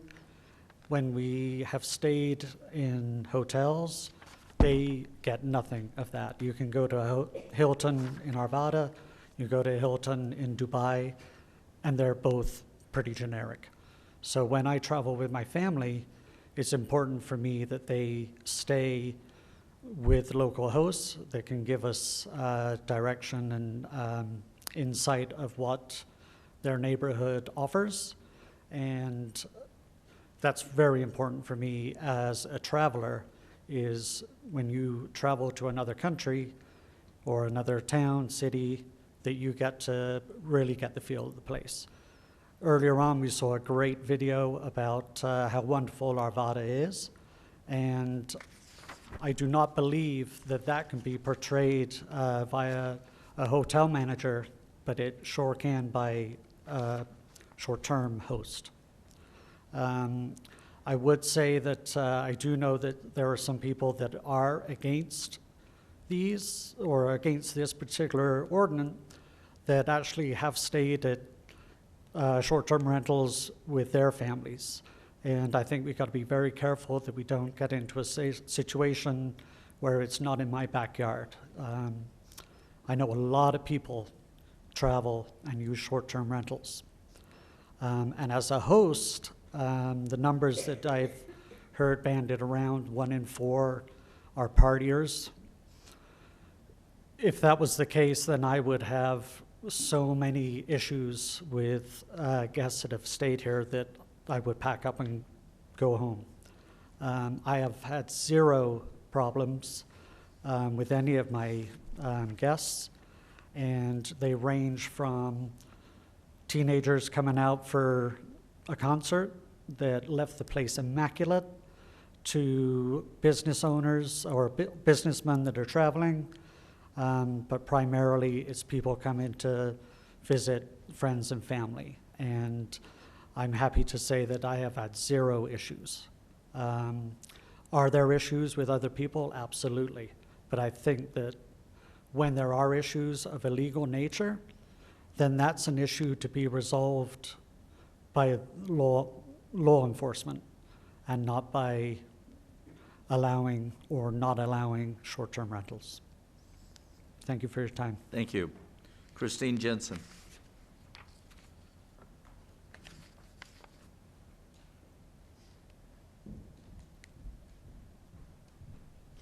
Good evening, Mayor and members of City Council. My name is Christine Jensen. I've been a homeowner in the city of Arvada for over 24 years. I am also a business operator and I'm a mortgage banker. A number of my clients use me for financing the purchase of a home for the refinance, and that's done not only on their primary residence, but also sometimes on a second home. I'd like to speak to two issues this evening. One is the issue of primary residence, which is difficult to determine and makes no provision for a second home. Colorado and the Denver metro area specifically is very well known for those that have great pride of ownership, not only in the home in which they occupy 6 months and a day each year, but also in the home that they occupy 5 months and 29 days.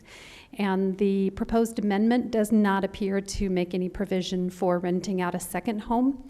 But there's also a concern for limiting the ability for this ordinance to regulate those that are purchasing homes to rent them out, as have been identified by some of the other comments this evening. The other comment that I'd like to make pertains to the language for lodging, and it doesn't appear to be limited only to those that are renting out their home for a fee, but also those that are taking in guests and not charging a fee. And I'm concerned that this ordinance, because it doesn't have that language for a fee, could be misconstrued to apply to those that are allowing guests in their home without a fee. That's all I have. Thank you. Thank you. John Putnick, you have indicated now that you would like to speak.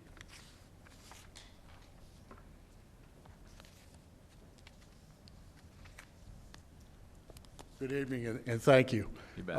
I'm against the issue, and I got several reasons why. We got one right in our backyard, and it's a big house, 5 bedrooms. So when they get groups in there, they're not small.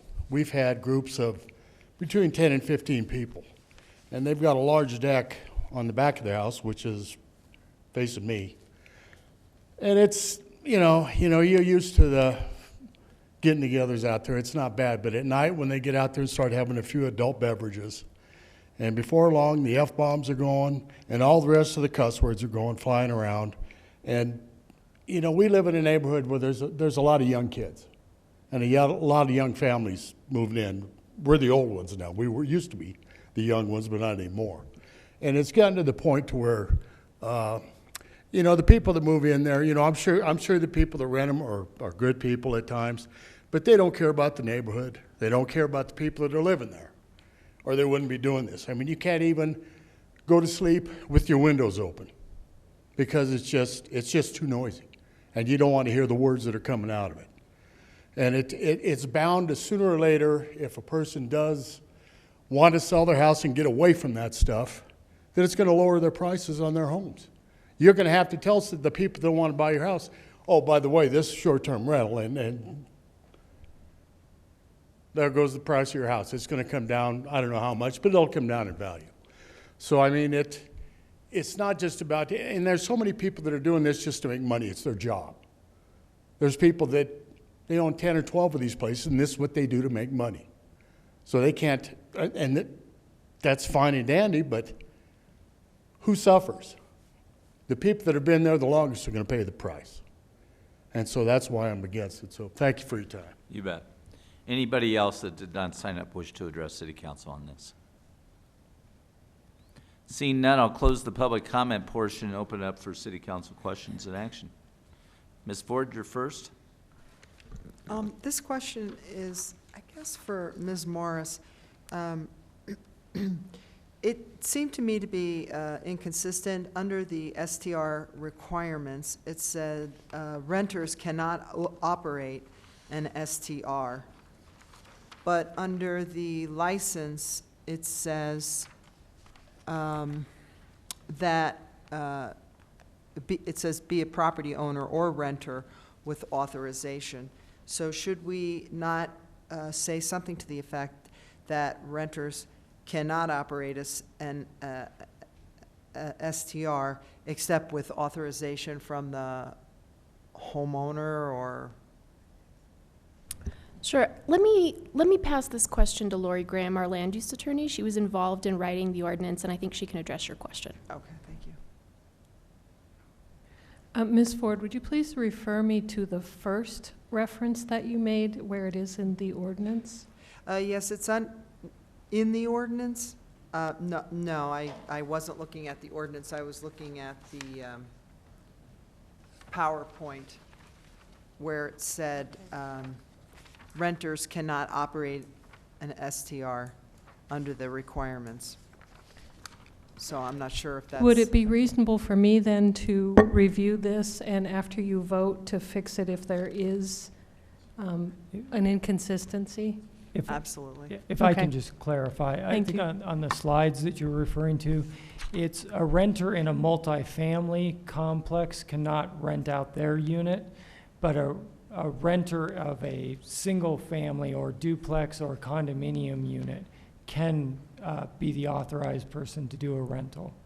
So it's just the type of unit. Oh, yeah, I see it now. Okay, gotcha. Okay. Thank you. Sorry about that. Thank you. Mr. Marriott. Thank you. I have a couple of questions, and I'll start with the city attorney. I'll refer you in the ordinance to section 5.5.5, number E, or letter E, which refers to inspection, about the director or his designee may inspect the dwelling unit, or ADUR prior to issuance of a license and during the term of any license to verify compliance with such requirements. I think we heard from one of the people making public comment tonight about that he thought that meant that the director, community development director, or his designee can come and inspect the property anytime without notice. Can you respond to that and tell us if we need to make any changes there, or if that's what that refers to? So looking at the specific language of subsection E, I don't see that it says at any time. It says may inspect.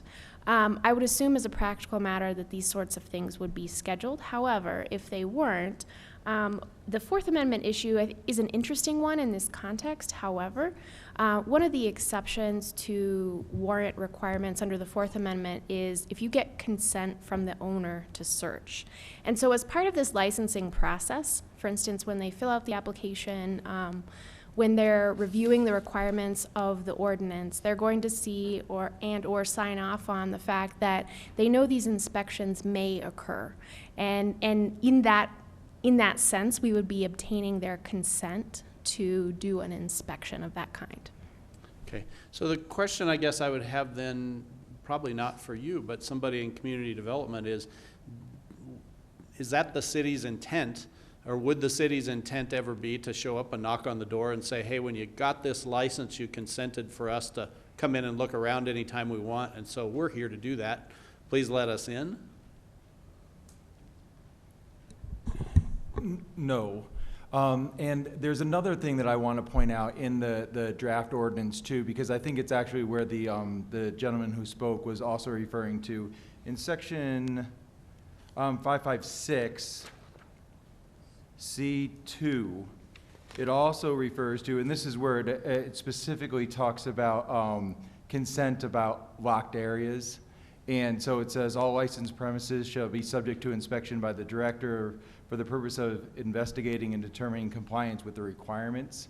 So I think that, and this is in the section where it kind of gets into suspension, renewal of license, those types of things, if you get into code enforcement type action.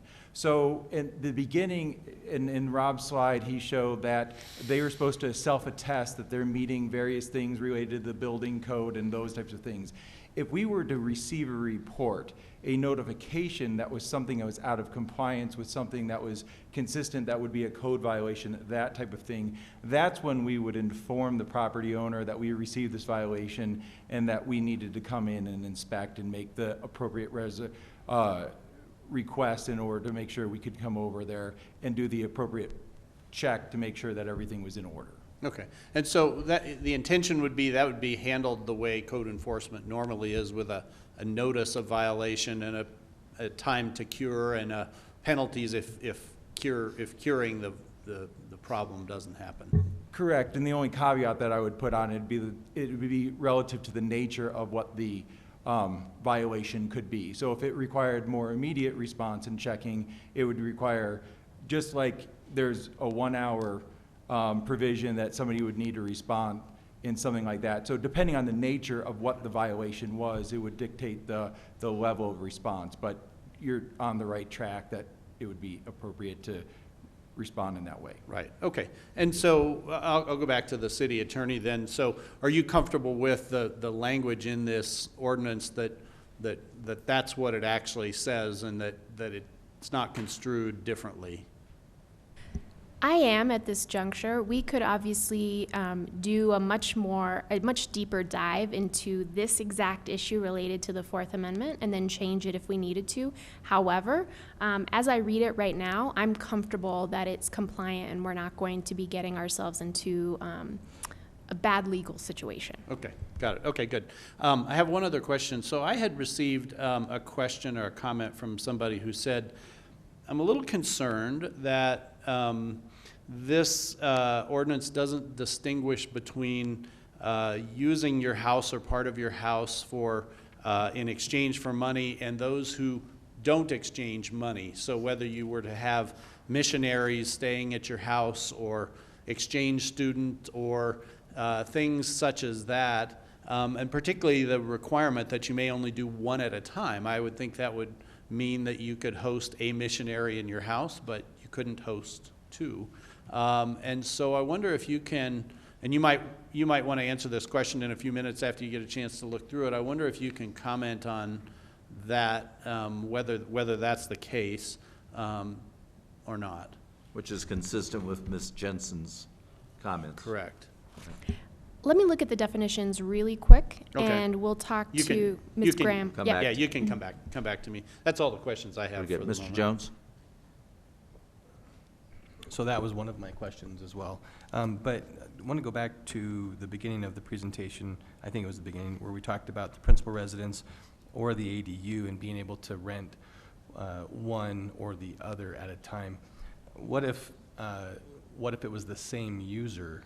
Could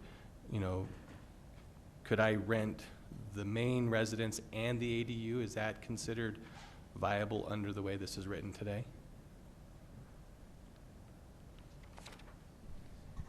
I think I would say yes, because it's limited to one reservation. So if that reservation is the entire property, I think it would apply to both units. What we were trying to avoid was two separate reservations for two separate elements on the property. Okay. So I think under the one reservation rule, that would be allowed. Okay. And then with regard to the use of recreational marijuana, and I don't know, obviously the city of Arvada doesn't allow the sale or growing operations. Can we limit I know that there's, and I don't really know what the state laws are around consumption, but I think it's on your front porch. You could be on your front porch, or does it have to be in your house? I don't know. I'm not a user, so I don't know the law. But is that something that we can enforce or even regulate? I don't know. I'm just looking over there for hope that. Yeah, this is another question that I believe Lori Graham can answer. And Sure. I have an answer on Mr. Marriott's question as well once you get done. Do you want to answer that first question first, the lodging? Keep them in order Sure. here. Yeah. Keep them in order. I like it. So if you look at the definition of lodging under the amendments to Chapter 98 of the code when it relates to taxation, it talks about lodging meaning the transaction of furnishing any room or rooms for consideration. So that implies that there is some sort of an exchange of funds to pay for that lodging. And then it ties back to the short-term rental ordinance.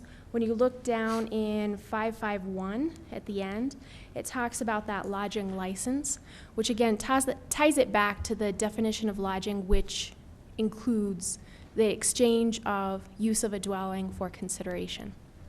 Okay, thank you. So I think what you're saying is that if you have exchange student missionaries, whatever, coming to your house, that this short-term rental regulations don't apply and that you would not need to register, you would not need a license, you would not need to collect tax.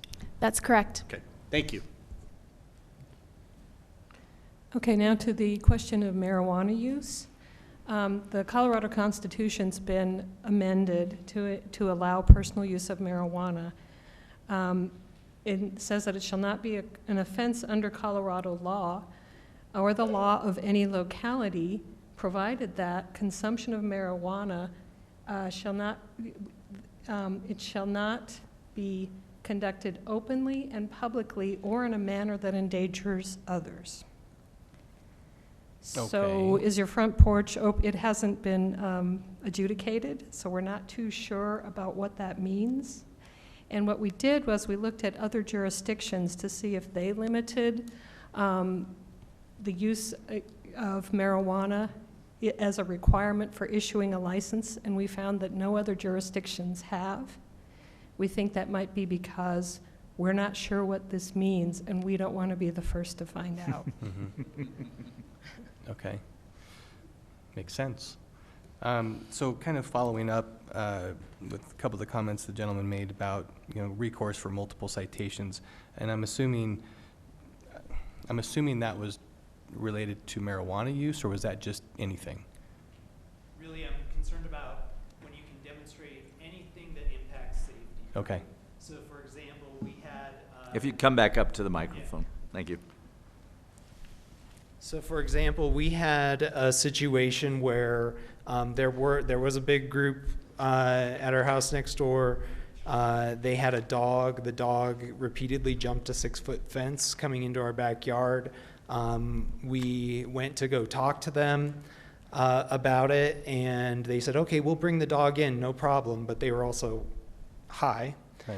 And so about an hour later, they let the dog out. The dog jumped the fence again, so we called code enforcement, and we had a pretty healthy discussion with the code enforcement lady about it, who was helpful in helping us resolve the issue. But those sorts of things, I think, are things that can lead to safety issues. Another safety issue, if if somebody's high, they get in a car, they drive off, they hit something, I can demonstrate there's a safety issue going on. There's people using, I feel like it's partially the owner of the house's obligation to some degree to maybe vet the people coming, and I think some people are better than that than others, right. Is what I can tell a little bit. But yeah, okay. Safety issues in general. All right, I just wanted to make sure I was understanding your comments, so I appreciate the follow-up to that. So I just, going back to 5.5.6 B, I just want to make sure that this clearly, I think, gives the authority for the city for these kinds of violations. So what would be the process under this regulation, under this part of the regulation? Someone would call the police, there would be a police report, a filed complaint. How do we enforce this part of the code?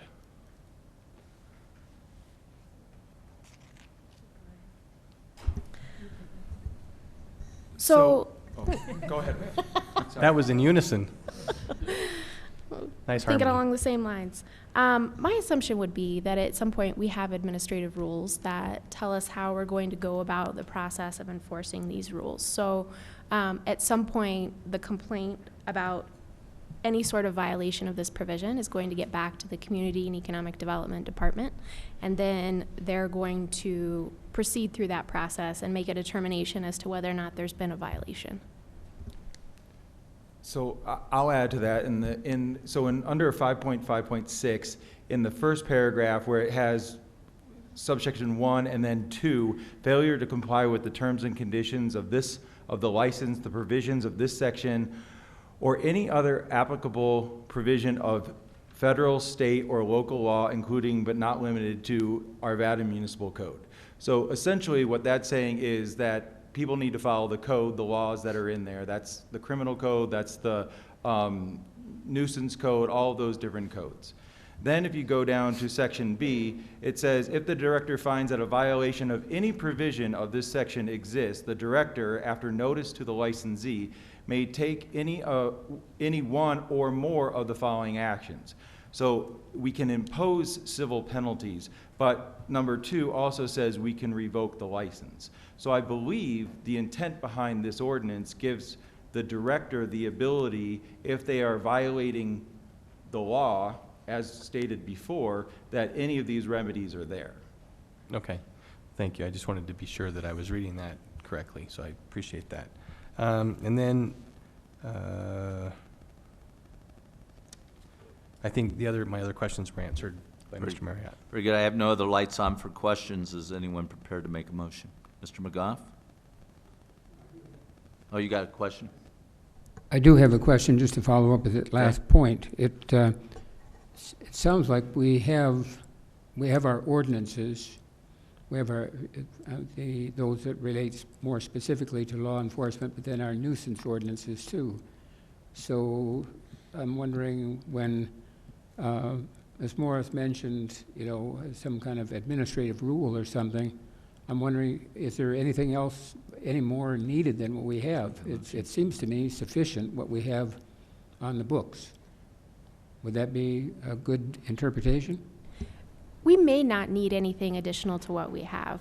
I think once we get into a process where we start looking through what these violations might actually look like and what our process might need to look like when we determine a violation, we may put something like that into place. But we always have that option if we need additional clarity for staff. Okay, so there could be administrative rules that would follow this, and of course also amendments to the ordinance if it should be adopted this evening. Amendments to the ordinance to account for administrative rules? Yeah, if there should ever be a need for a change, that would come back to the council for an amendment to the ordinance. That's correct. Yeah. We wouldn't ever be adopting something without council approval that would be contrary to the specific text of the ordinance. If I may just add something, we also wanted to be very careful not to rewrite the code, the municipal code. We never want two codes to have the same provisions, not quite exactly the same. So we tried to put as little as we could in this and just refer you to the municipal code, and that's how we will administer this part of the land development code. Thank you. Very good. Mr. Marriott. Thank you, Your Honor. I move that Council Bill 19-044, an ordinance amending Chapter 98, Taxation, by amending subsection 98-66E and section 98-243, repealing section 5.3.3H2 of the Land Development Code, Article 5, Use Regulations, and adding a new Article 5.5 to the Land Development Code, Article 5, Use Regulations of the Arvada City Code, to allow for the licensing and taxation of short-term rental of a dwelling unit, or accessory dwelling unit, residential, be approved on final reading, numbered 4715, and ordered published in full.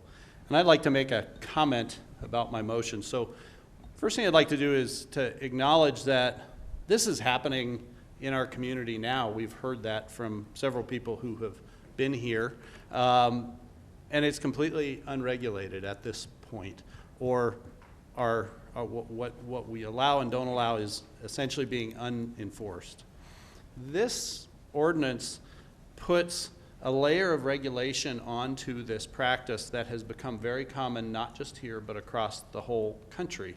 And so I think this makes lots of sense to take a common sense step to allow what's going to happen anyway, but with a layer of regulation that is necessary for this to be a useful thing in our community. The other thing I'd like to mention is that this refers to rentals of under 30 days, 29 days or less. Once it rents for 30 days, again, none of this applies, and our normal stuff happens. So I think we're talking about really a pretty small change in our land development code. I think this addresses some of the issues that have happened with short-term rentals, of which there seem to have been very, very few, and I definitely feel for anybody who has been impacted by one. But there are people every day being impacted by neighboring homeowners who own their property, neighboring residents who rent property, and this doesn't make, this doesn't solve any of those issues for them. So for those reasons, I'm in favor of this and will be voting yes. So that I understand your motion, Mr. Marriott, does it include the amendment proposed by the Planning Commission with regard to the residency requirement? Does not. Does not, okay. Okay, Ms. Ford. Well, I'd like to speak to the motion. I'll be voting against it. I'm very, very pro short-term rentals. I think they are a very good idea for one's own home. I think that for me, because many of these short-term rentals are in residential areas to begin with, I feel that while I like the idea that we can use our own home as a business, I do feel that there are those occasions where people people will purchase homes for the sole purpose of short-term rentals, and it will be solely a business, and therefore the interest of neighbors will not be high priority for them. It bothers me too when people talk about the Airbnbs not allowing someone to operate because they're in violation of the Airbnb rules. I appreciate that, but that's another entity that I don't believe has relevance for this city. I believe that we as leaders should be the ones who are determining what happens in our city. I appreciate the gentleman who mentioned about the cultural, the positive in terms of having a host. To me, that sounds more like a bed and breakfast owner. Most short-term rental owners will not be in the home, so therefore there will not be hosting in my mind. I do agree that short-term rentals are a positive for a community, but as I've done research on the issue, most communities require the primary rental, a primary ownership model, and I think there's a reason for that. And so therefore I will be voting no on it. Mr. Pfeiffer? So, Arvada is a bedroom community. We don't have big malls. We don't have big, other than the Arvada Center in Old Town, we really are mostly a 40 square mile community of people that go home from downtown Denver or Denver West and look in our communities as such. We like the slower pace and we like the feel of community. And what bothers me more than anything about this ordinance and the suggestion of it is the transient neighborhoods. We strive really hard in the city council, well, I'll just say I believe the city strives hard, I won't say the council necessarily, to create stable and vibrant communities. And I feel that this is kind of going against those visions. I think that, you know, when we foster a sense of community, it's hard when the next door neighbor or the temporary neighbor is only there for a day and then is gone. I could only imagine living next to one and having issues come in and out 25, 50%, 75% of the time, and yet you don't have a voice to complain about. I don't care what the city puts in place. We're not going to do a good job. We're just not. There's just so much regulation that we'll spend more taxpayer money trying to regulate this than it is worth the fine of $150 or $300. And I looked up while we're sitting here, the Airbnb complaint called Airbnb Neighbor. It's where you file your complaint. You know what it tells you to do? Talk to the person who owns the property. It goes in a circle.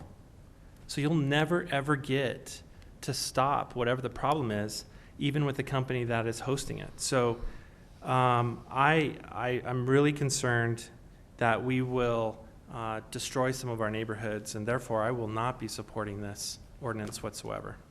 Mr. Jones?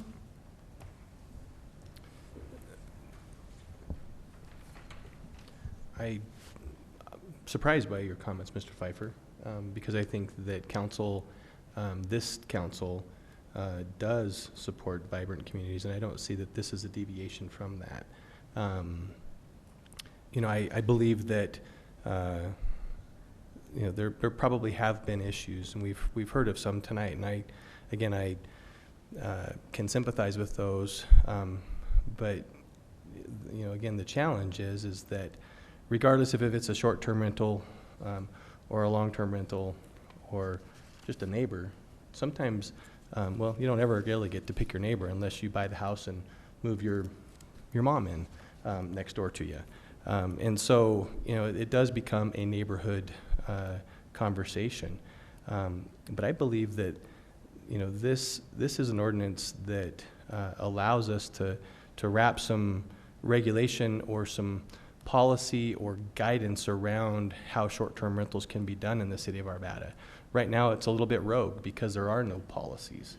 There's nothing that allows us to know who's doing it or what they're doing. And so it gives the neighborhood, you know, they don't know what to do, but now they could reach out to the city to find out, you know, here, what do I do now? Here's a complaint, and gives them an opportunity to hopefully remedy it with the city's help as we work with the homeowner and the responsible nature that they ought to if they're going to be in the short-term rental business per se. So I will be supporting the ordinance, and I think that it is good for Arvada because it does bring people to our city, and they do spend their money here, and so why not collect the lodging tax, and you know, hopefully they'll eat their breakfast, lunch, and dinner in one of the establishments in this great city. So I think it's a good thing for the city that we can now have some regulation around it and know who's operating short-term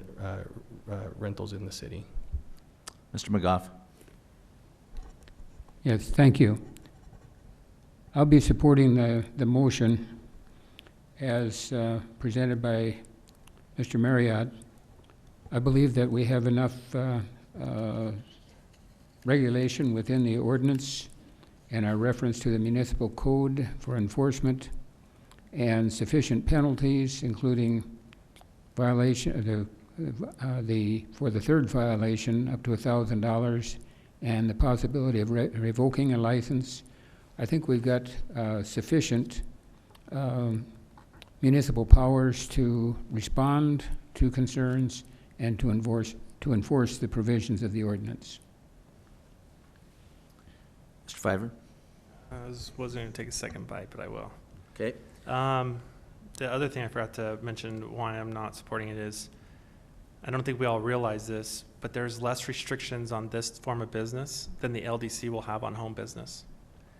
And so it's okay for one parking spot to be on the property, and the rest are in the street, but yet the new LDC coming out on home businesses, you have to have a parking spot for every one of your customers. Yeah, so if you have, no, you can have 50. If you have 50 spots, you can have 50 customers. But here, you only need one spot. But yet you can have 20 people in there. So it's very contradictory to the LDC for home businesses, which are residents who work and live in our communities. These are transient folks coming in, and the way we have this set up is less restrictive than our LDC on our own residents for home businesses. Okay, I've got two comments. First of all, I like the concept of being able to have these type of operations within our city and have them legal, whereas right now they're not. However, I support the Planning Commission position that it had to be the primary residence of the owner of the property. Secondly, I don't mind being a test case on the marijuana issue. And although Dot Miller's not here, she had indicated that she would prefer to have a provision that outdoor marijuana use not be permitted. So I'm prepared to make two motions to see if they will fly, because if they don't, this thing's gonna die on a 3-3. So with that, I move that the Planning Commission recommendation of the residency requirement be added to the motion. I assume you do not accept that as a friendly amendment. That would be correct. Okay, so let's vote on that. We're voting on your motion. We're voting on my motion to put back in the Planning Commission requirement of, that it's the primary residence of the owner. Yes, Mr. Jones. So the challenge is that the way that it's written, if I'm a short-term rental owner, the utility bill will be in my name. So there's, well, and I'm not suggesting, I'm not in favor of removing that either, because again, I think that then prohibits an owner from, taking that one thing out. If they don't live in the city of Arvada, or they don't live in Colorado, but they still follow all the same rules as far as having a representative within an hour, and it doesn't allow them to have that short-term rental if you take that provision out. I think that's the intent, is that it's the primary residence of the person. I would agree that that language about the utility bill not be sufficient to establish that it's your permanent residence. So then your motion's not correct, because if you're accepting the Planning Commission and what the staff has done, it includes the utility bill.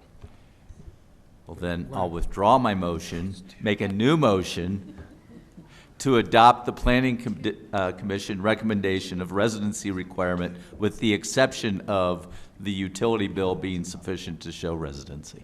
May I just state that you actually have to have two documents under the... Oh, so you have to have two? Yeah, you have to have voter registration and utility bill, or this and that, or this and that. Okay. Right, but what I'm saying is that I live in the state of Colorado, so I've got voter registration.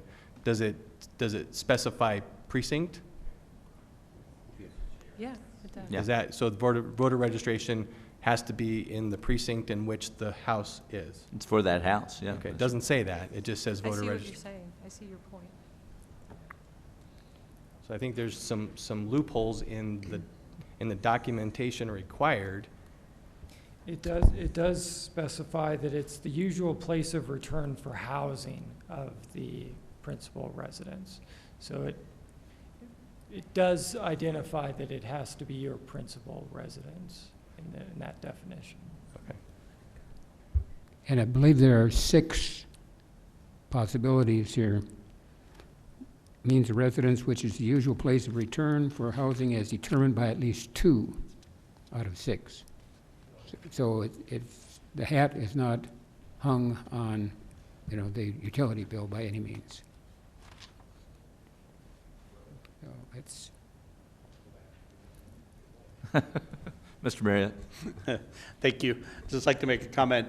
I'll be voting no on this amendment, and here's why. I think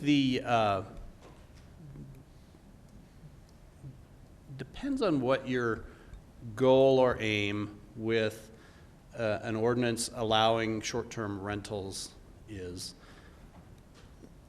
I am very afraid that we may do very much like Denver has done and set up a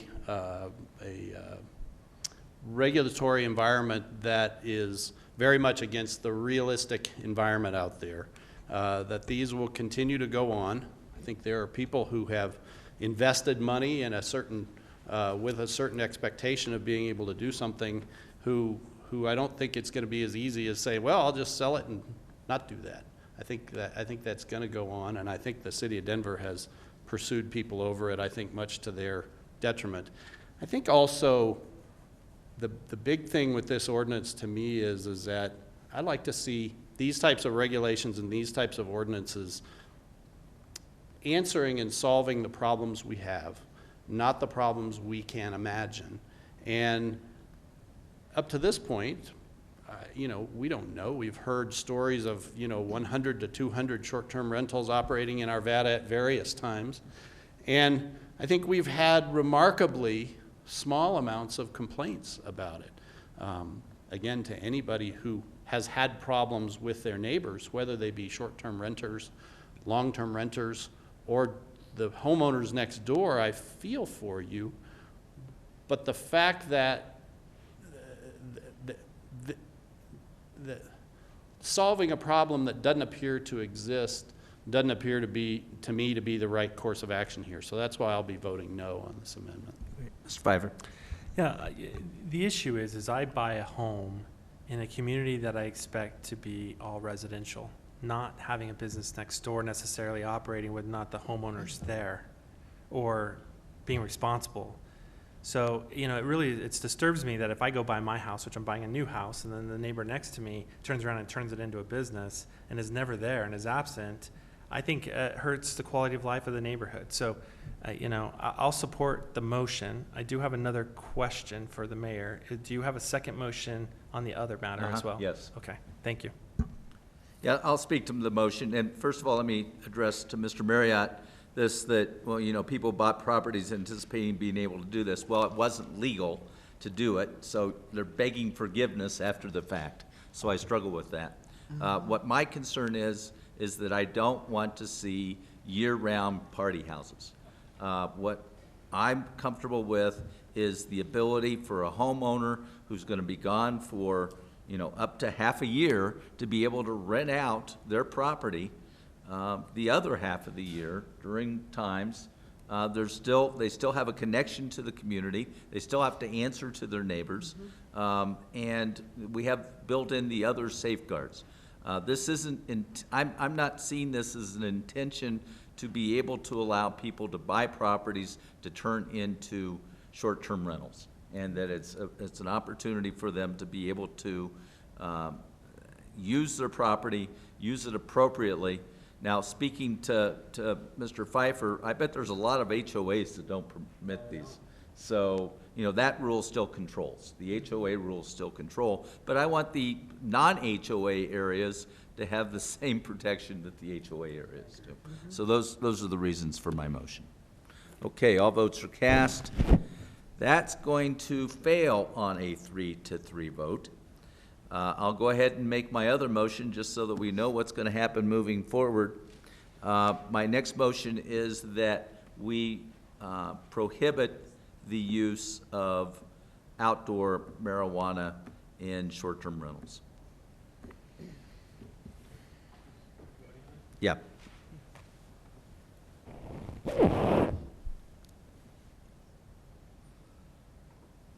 Mr. Jones. You wish to speak? Go ahead. So, from a legal standpoint, when I'm just going back to the conversation that we had earlier, you know, where no other community has stuck their toe into that dipping pool, we can only speculate as to why. But what legal ramifications would there be to the city if we did include this as a friendly amendment? I'm leaning towards it, but I want to make sure that we're not putting ourselves in a position where we're then trying to defend it.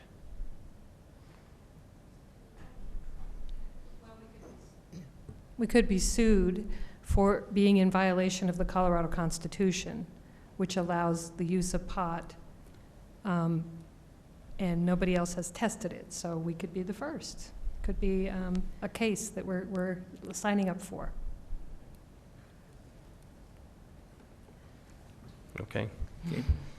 Mr. Marriott, do you wish to speak to that? I do. I actually have a question for our legal team as well. And the question I would have is, are HOAs and other such organizations, are they able to ban the use of marijuana within their areas of jurisdiction? Yes, it's a contractual, they can create a contractual obligation essentially between the HOA as an entity and the owners within that are members of that entity. And so it's a little bit different than us creating a law. It's a private contractual obligation between parties. How about a metro district? Could a metro district ban the use of marijuana within its jurisdictional boundaries? The Colorado Constitution prohibits a locality from banning the use, and a locality is a county, a municipality, a city, or a county. So a metro district wouldn't fall under? Not within the plain language of the Constitution. Not as written. Okay. Mm-hmm. The other question I guess I would have is if we were speaking about adding this as a feature to an ordinance like this of not allowing marijuana usage outside, do we have the same ability to do that with other forms of behavior that some people may not like alcohol consumption, for instance, or tobacco smoking, or anything else? We do have ordinances that prohibit public intoxication, so there are similar restrictions in that regard, and I think it's probably a bit safer to restrict the use of marijuana outside than it is inside a residence. But do we have, it's legal to consume alcohol, however, on your property, whether you own it or rent it outside. It's illegal to be intoxicated whether it's from alcohol or marijuana in public. Yes. So it is illegal under certain circumstances. The Colorado Constitutional Amendment, and Ms. Graham can back me up here if I'm not accurate on this, only allows the use of marijuana under certain circumstances. So use of it in, let's say, on a public sidewalk is still not permitted. Okay, but alcohol's the same way, right? That's correct. Right, okay. Okay, so I'll make a comment. I've already clicked in my vote. I'm going to be voting no on this amendment. I appreciate the intent of it, and I think anything that would give, somebody who has trouble with their neighbor, whether they're a short-term renter, a long-term renter, or the homeowner next door, from their objectionable habits, I can sympathize with them. However, this looks to me like just a rabbit hole to go down if it starts with marijuana and next becomes, alcohol or tobacco use or vaping, another thing topical these days. And gosh, we could move all the way down to, fatty foods or something if we wanted to. And so for that reason, I'm going to be voting no on this amendment. Oh, these slippery slopes. Mr. McGoff? Well, I don't share I don't share your concern about the slippery slope, but I do have a concern about being at odds with the seemingly obvious intent of the constitutional provisions, and I don't think we should create a separate class of laws, municipal code, and enforcement for a specific group. I just think that that's going further than I would want to go. Fair enough. Ms. Ford? So by voting on this motion, we're just looking at the marijuana issue. That's correct.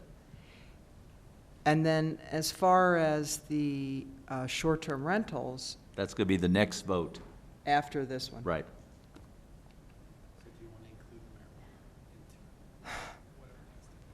So I struggle with the limitation of rights in terms of the marijuana. Where I fall, again, I'll just say that, so I'm going to be voting no on this because my main concern is not the activity that's taking place.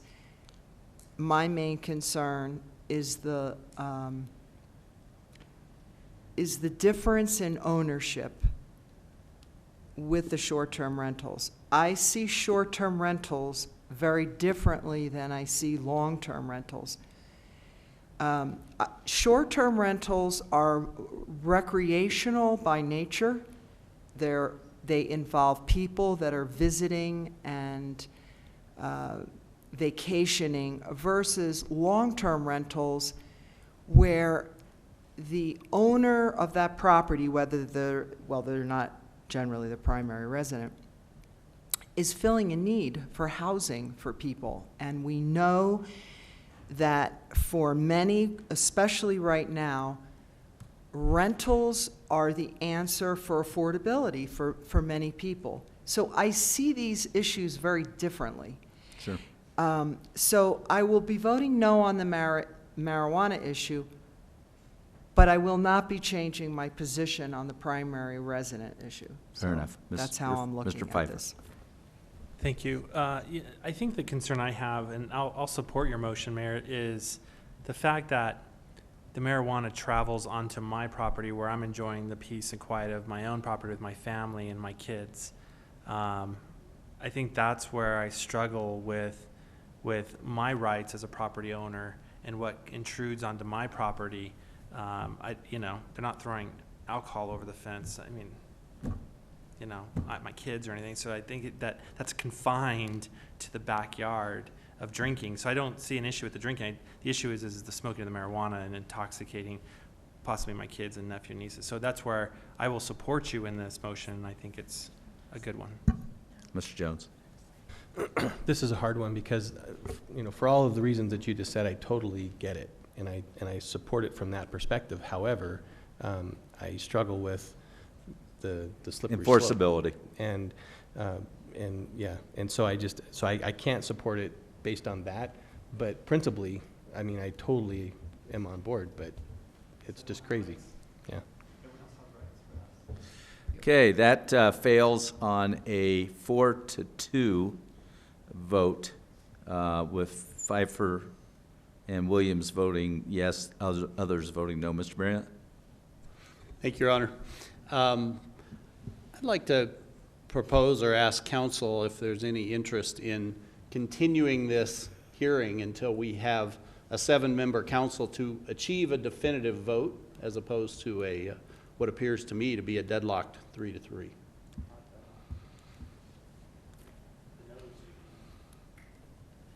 There would be a motion to reconsider upon yes, Mr. McGoff? Well, I'm wondering whether we might proceed with a vote. The issue can certainly be brought back after the new council is seated, rather than just, predicting the vote and then taking an action. I think you had spoken earlier about not imagining issues. I don't want to imagine this vote yet. Okay, fair enough. Good point. I do have a question for our legal team with regard to that. So if this were to come back for reconsideration, if it were to be deadlocked 3-3, what's the prevailing side that can bring forth for reconsideration? And also, what impact does that have with at least one and potentially other members of council who deadlocked on the first vote not being here? So I think when you have an ordinance in front of you, when you're acting on your legislative capacity, it's not necessarily a reconsideration in the same way that it would be in a quasi-judicial sense. So what we can do after you vote on the motion that's been proposed today is bring the ordinance back and have the council consider it in their legislative capacity again. We don't necessarily have to go through the reconsideration procedures because it's not a quasi-judicial matter. Okay, great. Thank you. Great. Okay, so this is the underlying motion to approve the short-term rentals without the proposed requirement that was proposed to be added by the Planning Commission. Mr. Fiver? Yeah, I just wanted clarification on that again. So you're saying that there's an election around the corner, half us could be gone, and then just willy-nilly, it can come back up and say, let's just re-vote on it? If this is a no? When you're voting in your legislative capacity, then yes. We didn't need any of the majority, like here, if the noes win on this or prevail in this, doesn't somebody from the no need to accept reconsideration? Because it's not. No. I get that, but you know what we did? We did follow that rule with the neighborhood grants when it was a no vote when Jerry Marks was here, and the prevailing side had to accept it, was the guidance we got. If that was legislative too, this is different, and so I'm calling it out. It was on the neighborhood block grant or neighborhood grants where we gave out money, and we denied that. We had 6 people, Right. and it was a 3-3. I think, Mr. Fiver, the thing I believe that was not a legislative action via an ordinance. That would have been a resolution that we passed to authorize expenditures. So I think that's different. Is that the difference? Yes, Okay. that would be my All right. position. Thank you. Okay, Ms. Ford. Okay, all votes are cast. That does indeed end up in a tie. 3 no, 3 yes. The motion fails. Let's do a quick stand in place, and then we'll do our last 2 public hearings. We'll let you do that.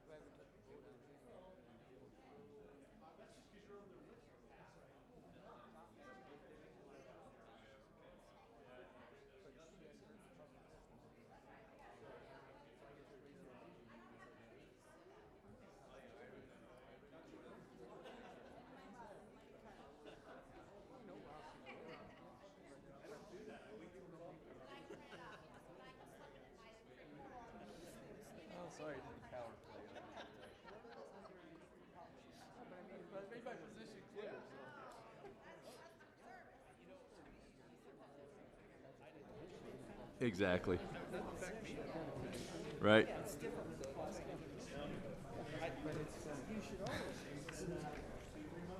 Yep. Nope. Yeah, so it'll come back again. Yes, oh yes, that's true. Okay, we're reconvening, and I'll open the public hearing on our last two items of the evening. The Ralston Creek Townhomes Preliminary Development Plan, generally located at 9447 West 58th Place and 9543 Ralston Road. Same time, we'll consider the Ralston Creek Townhomes Preliminary Plat, generally located at 9447 West 58th Place and 9543 Ralston Road. Ms. Gillis. Planning Manager Rob Smetana will introduce this item. Thank you. Mayor, members of council, as you mentioned, the applicant is requesting approval of a preliminary development plan and preliminary plat to allow for the development of 44 townhome units on approximately 3.5 acres. The site is located north of 58th Place and east of Ralston Road, which basically puts it on the old Safeway site. The proposed units are 2 stories and approximately 27 feet in height. The project incorporates an 8-foot wide regional trail that acts as a connection between the Van Bibber Trail and the Ralston Creek Trails as a nice amenity through the project. The applicant has requested 3 modifications to the Land Development Code standards related to lot dimensional standards, landscape buffer width, and landscape islands and parking areas. The Planning Commission unanimously recommended approval of both the preliminary development plan and preliminary plat at their September 3rd meeting. We have received the signed posting logs and mailing affidavit, and they are in order. The applicant is in attendance for a presentation and questions, and Jake Nichols of our staff is also here if you have any questions for him. Very good. The posting log and mailing affidavit will be made part of the record. Anybody that wishes to testify in this matter, if you'll raise your right hand. Do you swear or affirm the testimony you're going to give in these proceedings will be the truth, the whole truth, and nothing but the truth? Very good. Applicant may make their presentation.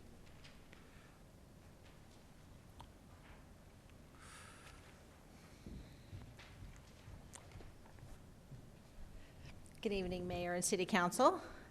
It is with great pleasure that I am here tonight to introduce the townhomes at Ralston Creek, or actually it's Ralston Creek Townhome, sorry. This is in our You urban want to renewal indicate area. who you are for the record? Oh yeah, Maureen Fair with Aura. I am the Executive Director. Thank you, sir. So this project is within our Ralston Fields urban renewal area. More specifically, it's in the commercial area generally located around Independence and Ralston, which we now call Ralston Creek. So we have been working with our master developer, Loftus, to redevelop the area that has the former Safeway and the former Arvada Plaza. And we are looking to develop this in 3 phases. The first phase is the Arvada, or is the Ralston Creek shops, and that opened up a couple years ago. The second phase, which is why we are here today, are the Ralston Creek Townhomes, which is where the former Safeway used to be, and Aura purchased that site when Safeway closed back in 2013. And the third phase will be the redevelopment of the former Arvada Square shopping center, and we're hoping to come back to you next year with a development plan for that area. So Loftus and Aura are partnering with Berkeley Homes to develop 44 for-sale townhomes on the site. And we're very excited to bring this for-sale product to you to provide the neighborhood with a different housing option.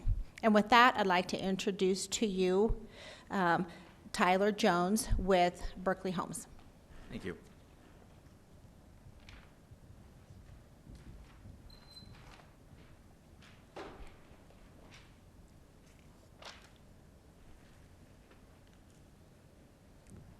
Good evening.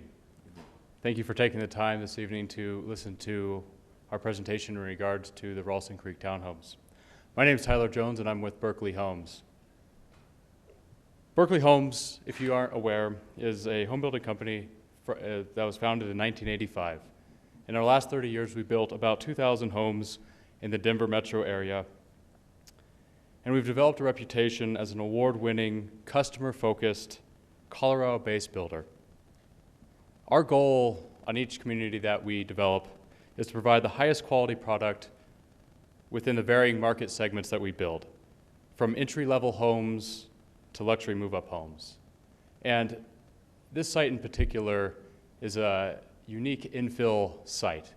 And we've had a lot of success developing other similar infill communities across the Denver metro area, and we're excited to have the opportunity to develop a new community here at Ralston Creek.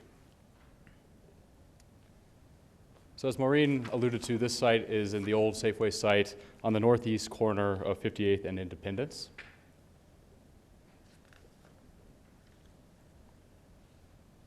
So here's kind of an overview of what our development will look like in kind of a relationship to the surrounding community.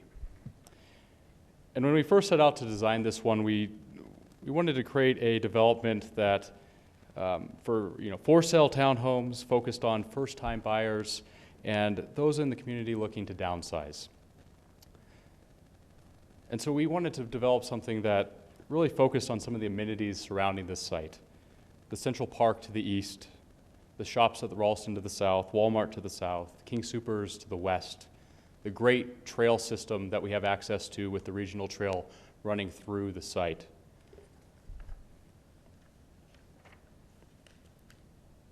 So we ultimately were striving to build or design a high-quality, visually attractive, livable development with a big focus on the pedestrian access that this site lends itself to, and ultimately provide a low-maintenance product where the HOA will provide the maintenance for the front yard, snow removal, make this very much a lock-and-leave, low-maintenance community.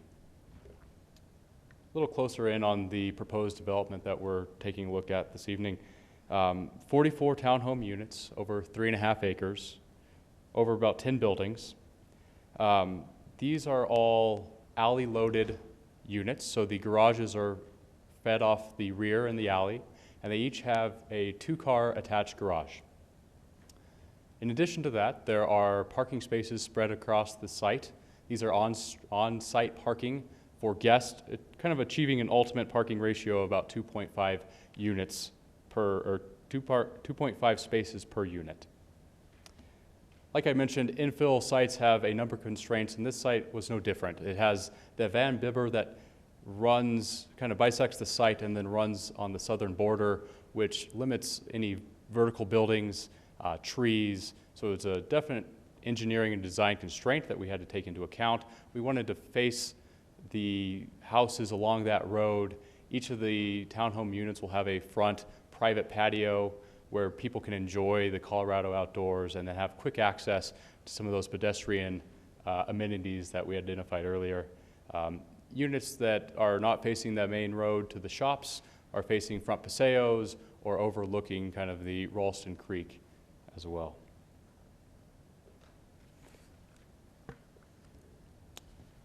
When we went about designing and proposing the architecture of this site, we wanted to take a new and fresh look at the surrounding neighborhood and take into account the context of the surrounding structures as well. So ultimately, we ended up with a architecture that's more of an urban row home with some gabled roofs, shed roofs, massing in the center units, and then kind of bookending at the end of the units, a variety of materials, accent the architecture.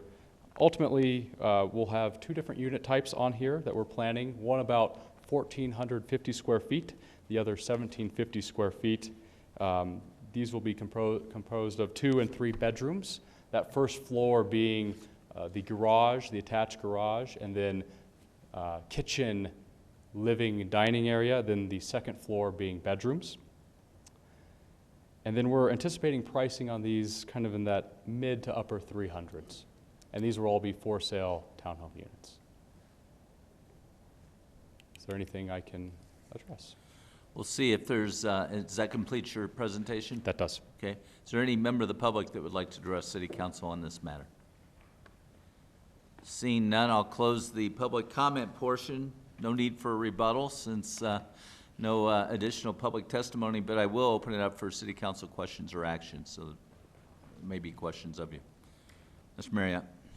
Just have a quick question. I see 3 spots, or 4 spots really, in this development where there's two buildings side by side and there's a space between the buildings. What's the treatment on the ground of that? Is that gonna be a concrete sidewalk that goes through there? Is it landscaped? It will be landscaped. There are drainage considerations that you need to take into account, so it won't be necessarily lawn, but it'll be kind of a rocked landscape type buffer in between them. So not really designed for people to walk through, just a separation between buildings? It'll be more of a separation between buildings just to convey the drainage off the buildings in the right way. Okay, thank you. Any other questions from council? Mr. Jones? I'm assuming that since these are for sale units, there will be an HOA. That is correct. There will be an HOA, and the intent behind it is to be fairly comprehensive. So all front yard maintenance, all site maintenance, snow removal, to create a lock and leave type community. Any restriction on what the homeowner could do with their garage? None at this time. So they could use it for storage and then park in the adjacent parking? I take that back. Typically in our HOAs, we identify that cars need to be parked in the garage first. Yes. First? Yes. In our HOA declaration, that is identified. That is correct. Okay. But I could fill it up and secondly, choose to park on the street? Yes. Okay. Have you been successful with that kind of approach in these other projects that you've done across the city? We have, parking is a definite concern and consideration, and we want to make sure that they are adequately parked. We know people have guests. We know people will have children that are driving that outside of the 2-car capacity in the garage. What we have found is a parking ratio of about 2.5 typically will work out well. Okay, thank you. Mr. Pfeiffer? Sorry, I was trying to scan through and I couldn't find it again, but what is the density for this area? I was hoping maybe staff would know what the, I saw it's 12.4, something like that, but what zone are we proposing again? And what was the density we recommend in that area? Yes. I don't see a request to. No, it's since it's mixed use, the comprehensive plan designation, there isn't a maximum density. So we didn't prescribe a density in the zoning. The density will be approximately 12.6 dwelling units. There's still some minor changes that will happen with the actual property boundary and how it works out with a tract that's kind of hanging loose in the adjacent property, so they're going to get a little bit of that. We'll see the final plat, and so it'll come in within a few tenths of 12.6. So we're asking for a mixed use, so it's the PUD BPR? That is correct. But it's going to be all residential? No business, Correct. No. And you're asking for some exceptions or some modifications, so reduce minimum setbacks, lot size, and lot widths, and increase of maximum lot coverage. That's really, what, 4 and 1? 5. And then reduce the minimum width of the landscape buffer between residential and non-residential land use, and waive the landscaping standards requiring landscape every 12 consecutive parking spaces in the parking row to allow parking row for 13 consecutive spaces. Where's the 13 consecutive spaces? That is the one parking row on the west side. On the south side? No, it would be on the west. West side. Yeah, the western one, kind of the angle, the okay. drive aisle is running Okay. kind of northeasterly. So that's the only one exception? Is Correct. that, for that one lot? Okay. All right, thank you. So do you permit short-term rentals under your HOA? That would fall under city ordinance. but these will be for sale units. But will your HOA permit short-term? That's not going to determine. Yeah, we typically do not restrict out the gate, and we let it be a homeowner decision. And okay. In a recent HOA turnover, when we turned the board over to the community, let the board decide at that point. They have implemented that. Sure. Yes. Okay, Mr. Marriott. There's no more questions. I'd like to make a motion. You may. Okay, I move that Ralston Creek Townhomes preliminary development plan, generally located at 9447 West 58th Place and 9543 Ralston Road, be approved subject to the attached updated condition of approval. This motion is based on the finding of fact adopted by the Planning Commission. And I want to speak to it real quick. I'm going to be voting yes on this. I think this is a real good use of this site. It's there's a lot of different stuff in this area. This photo shows it well. There's an auto repair business directly to the west. There are restaurants and shops directly to the south. There is a senior living facility directly to the north and west creek, and then a real nice neighborhood north of there. And I think this site development does a really nice job of buffering all those uses from each other, and I think this will be a real quality development in a really good spot. So thank you for doing such a good job, and I'll be supporting my motion. Mr. Pfeiffer. Yeah, even though I would agree that, you know, it's a good buffer between the community stuff, I think it's, your modifications are too extreme. You're going from 20 feet in the front to 10 feet in the front, from 7.5 on the side to 5, interior side from 10, that's actually 0. Your lot size from 10,000 square feet to 1,400. It just is jamming it into that. There's to me, the narrow 24-foot alleys, I get that, but to me, those modifications are too extreme for me to see that works within the zoning as well as within the neighborhood. So I won't be supporting it. I'll be supporting the motion. I think that this project fits a real need in our community for more attainable housing.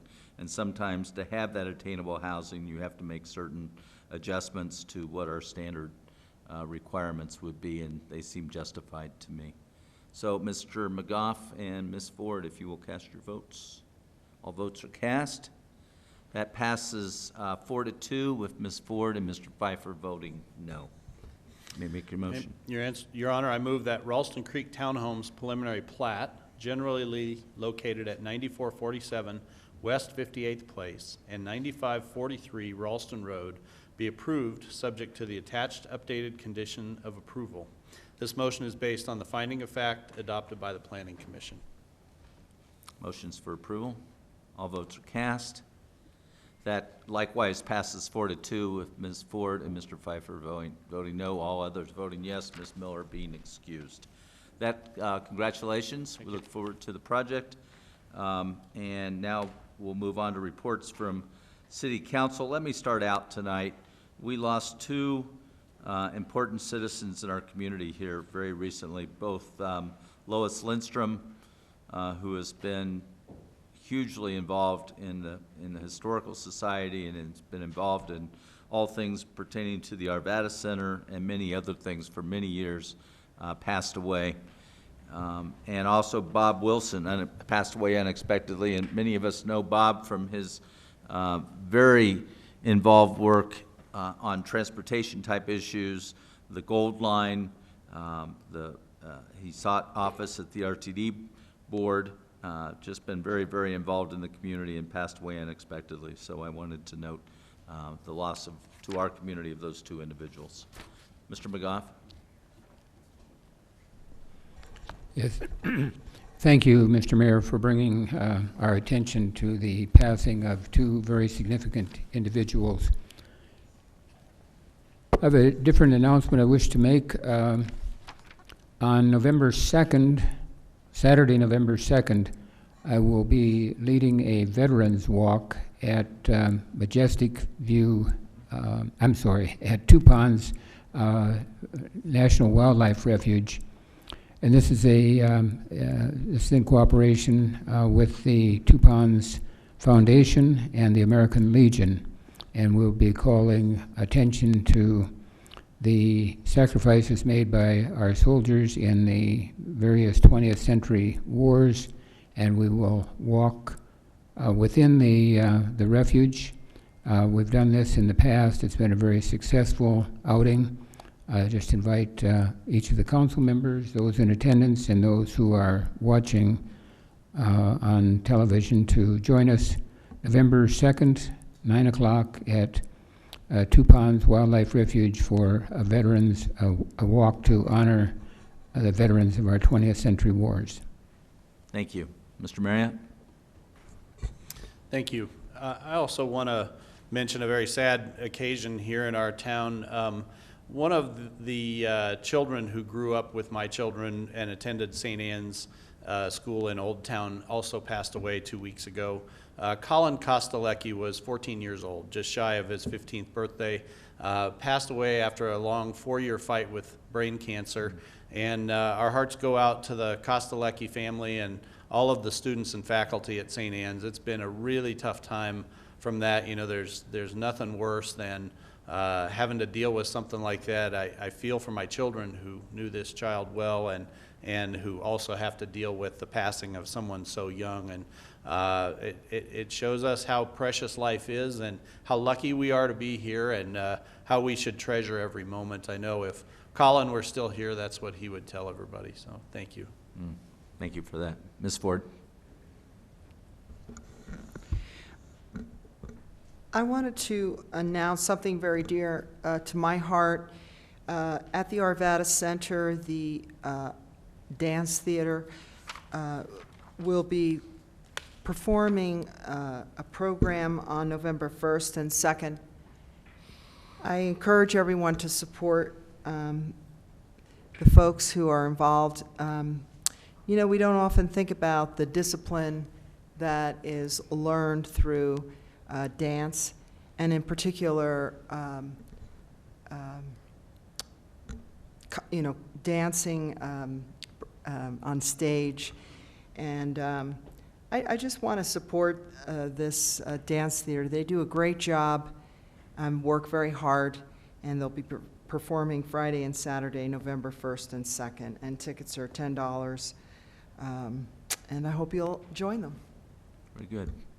Any member of the public that would like to address City Council? Seeing none, I'll close the second comment period.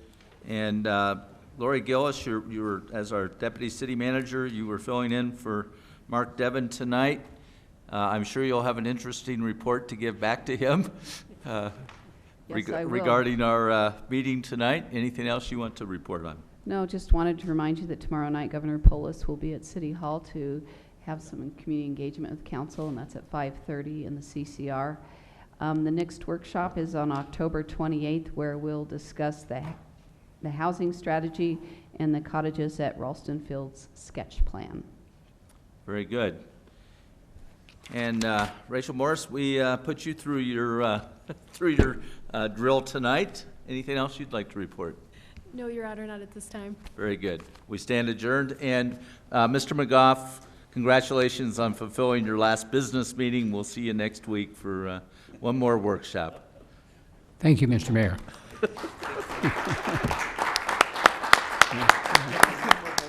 Yeah.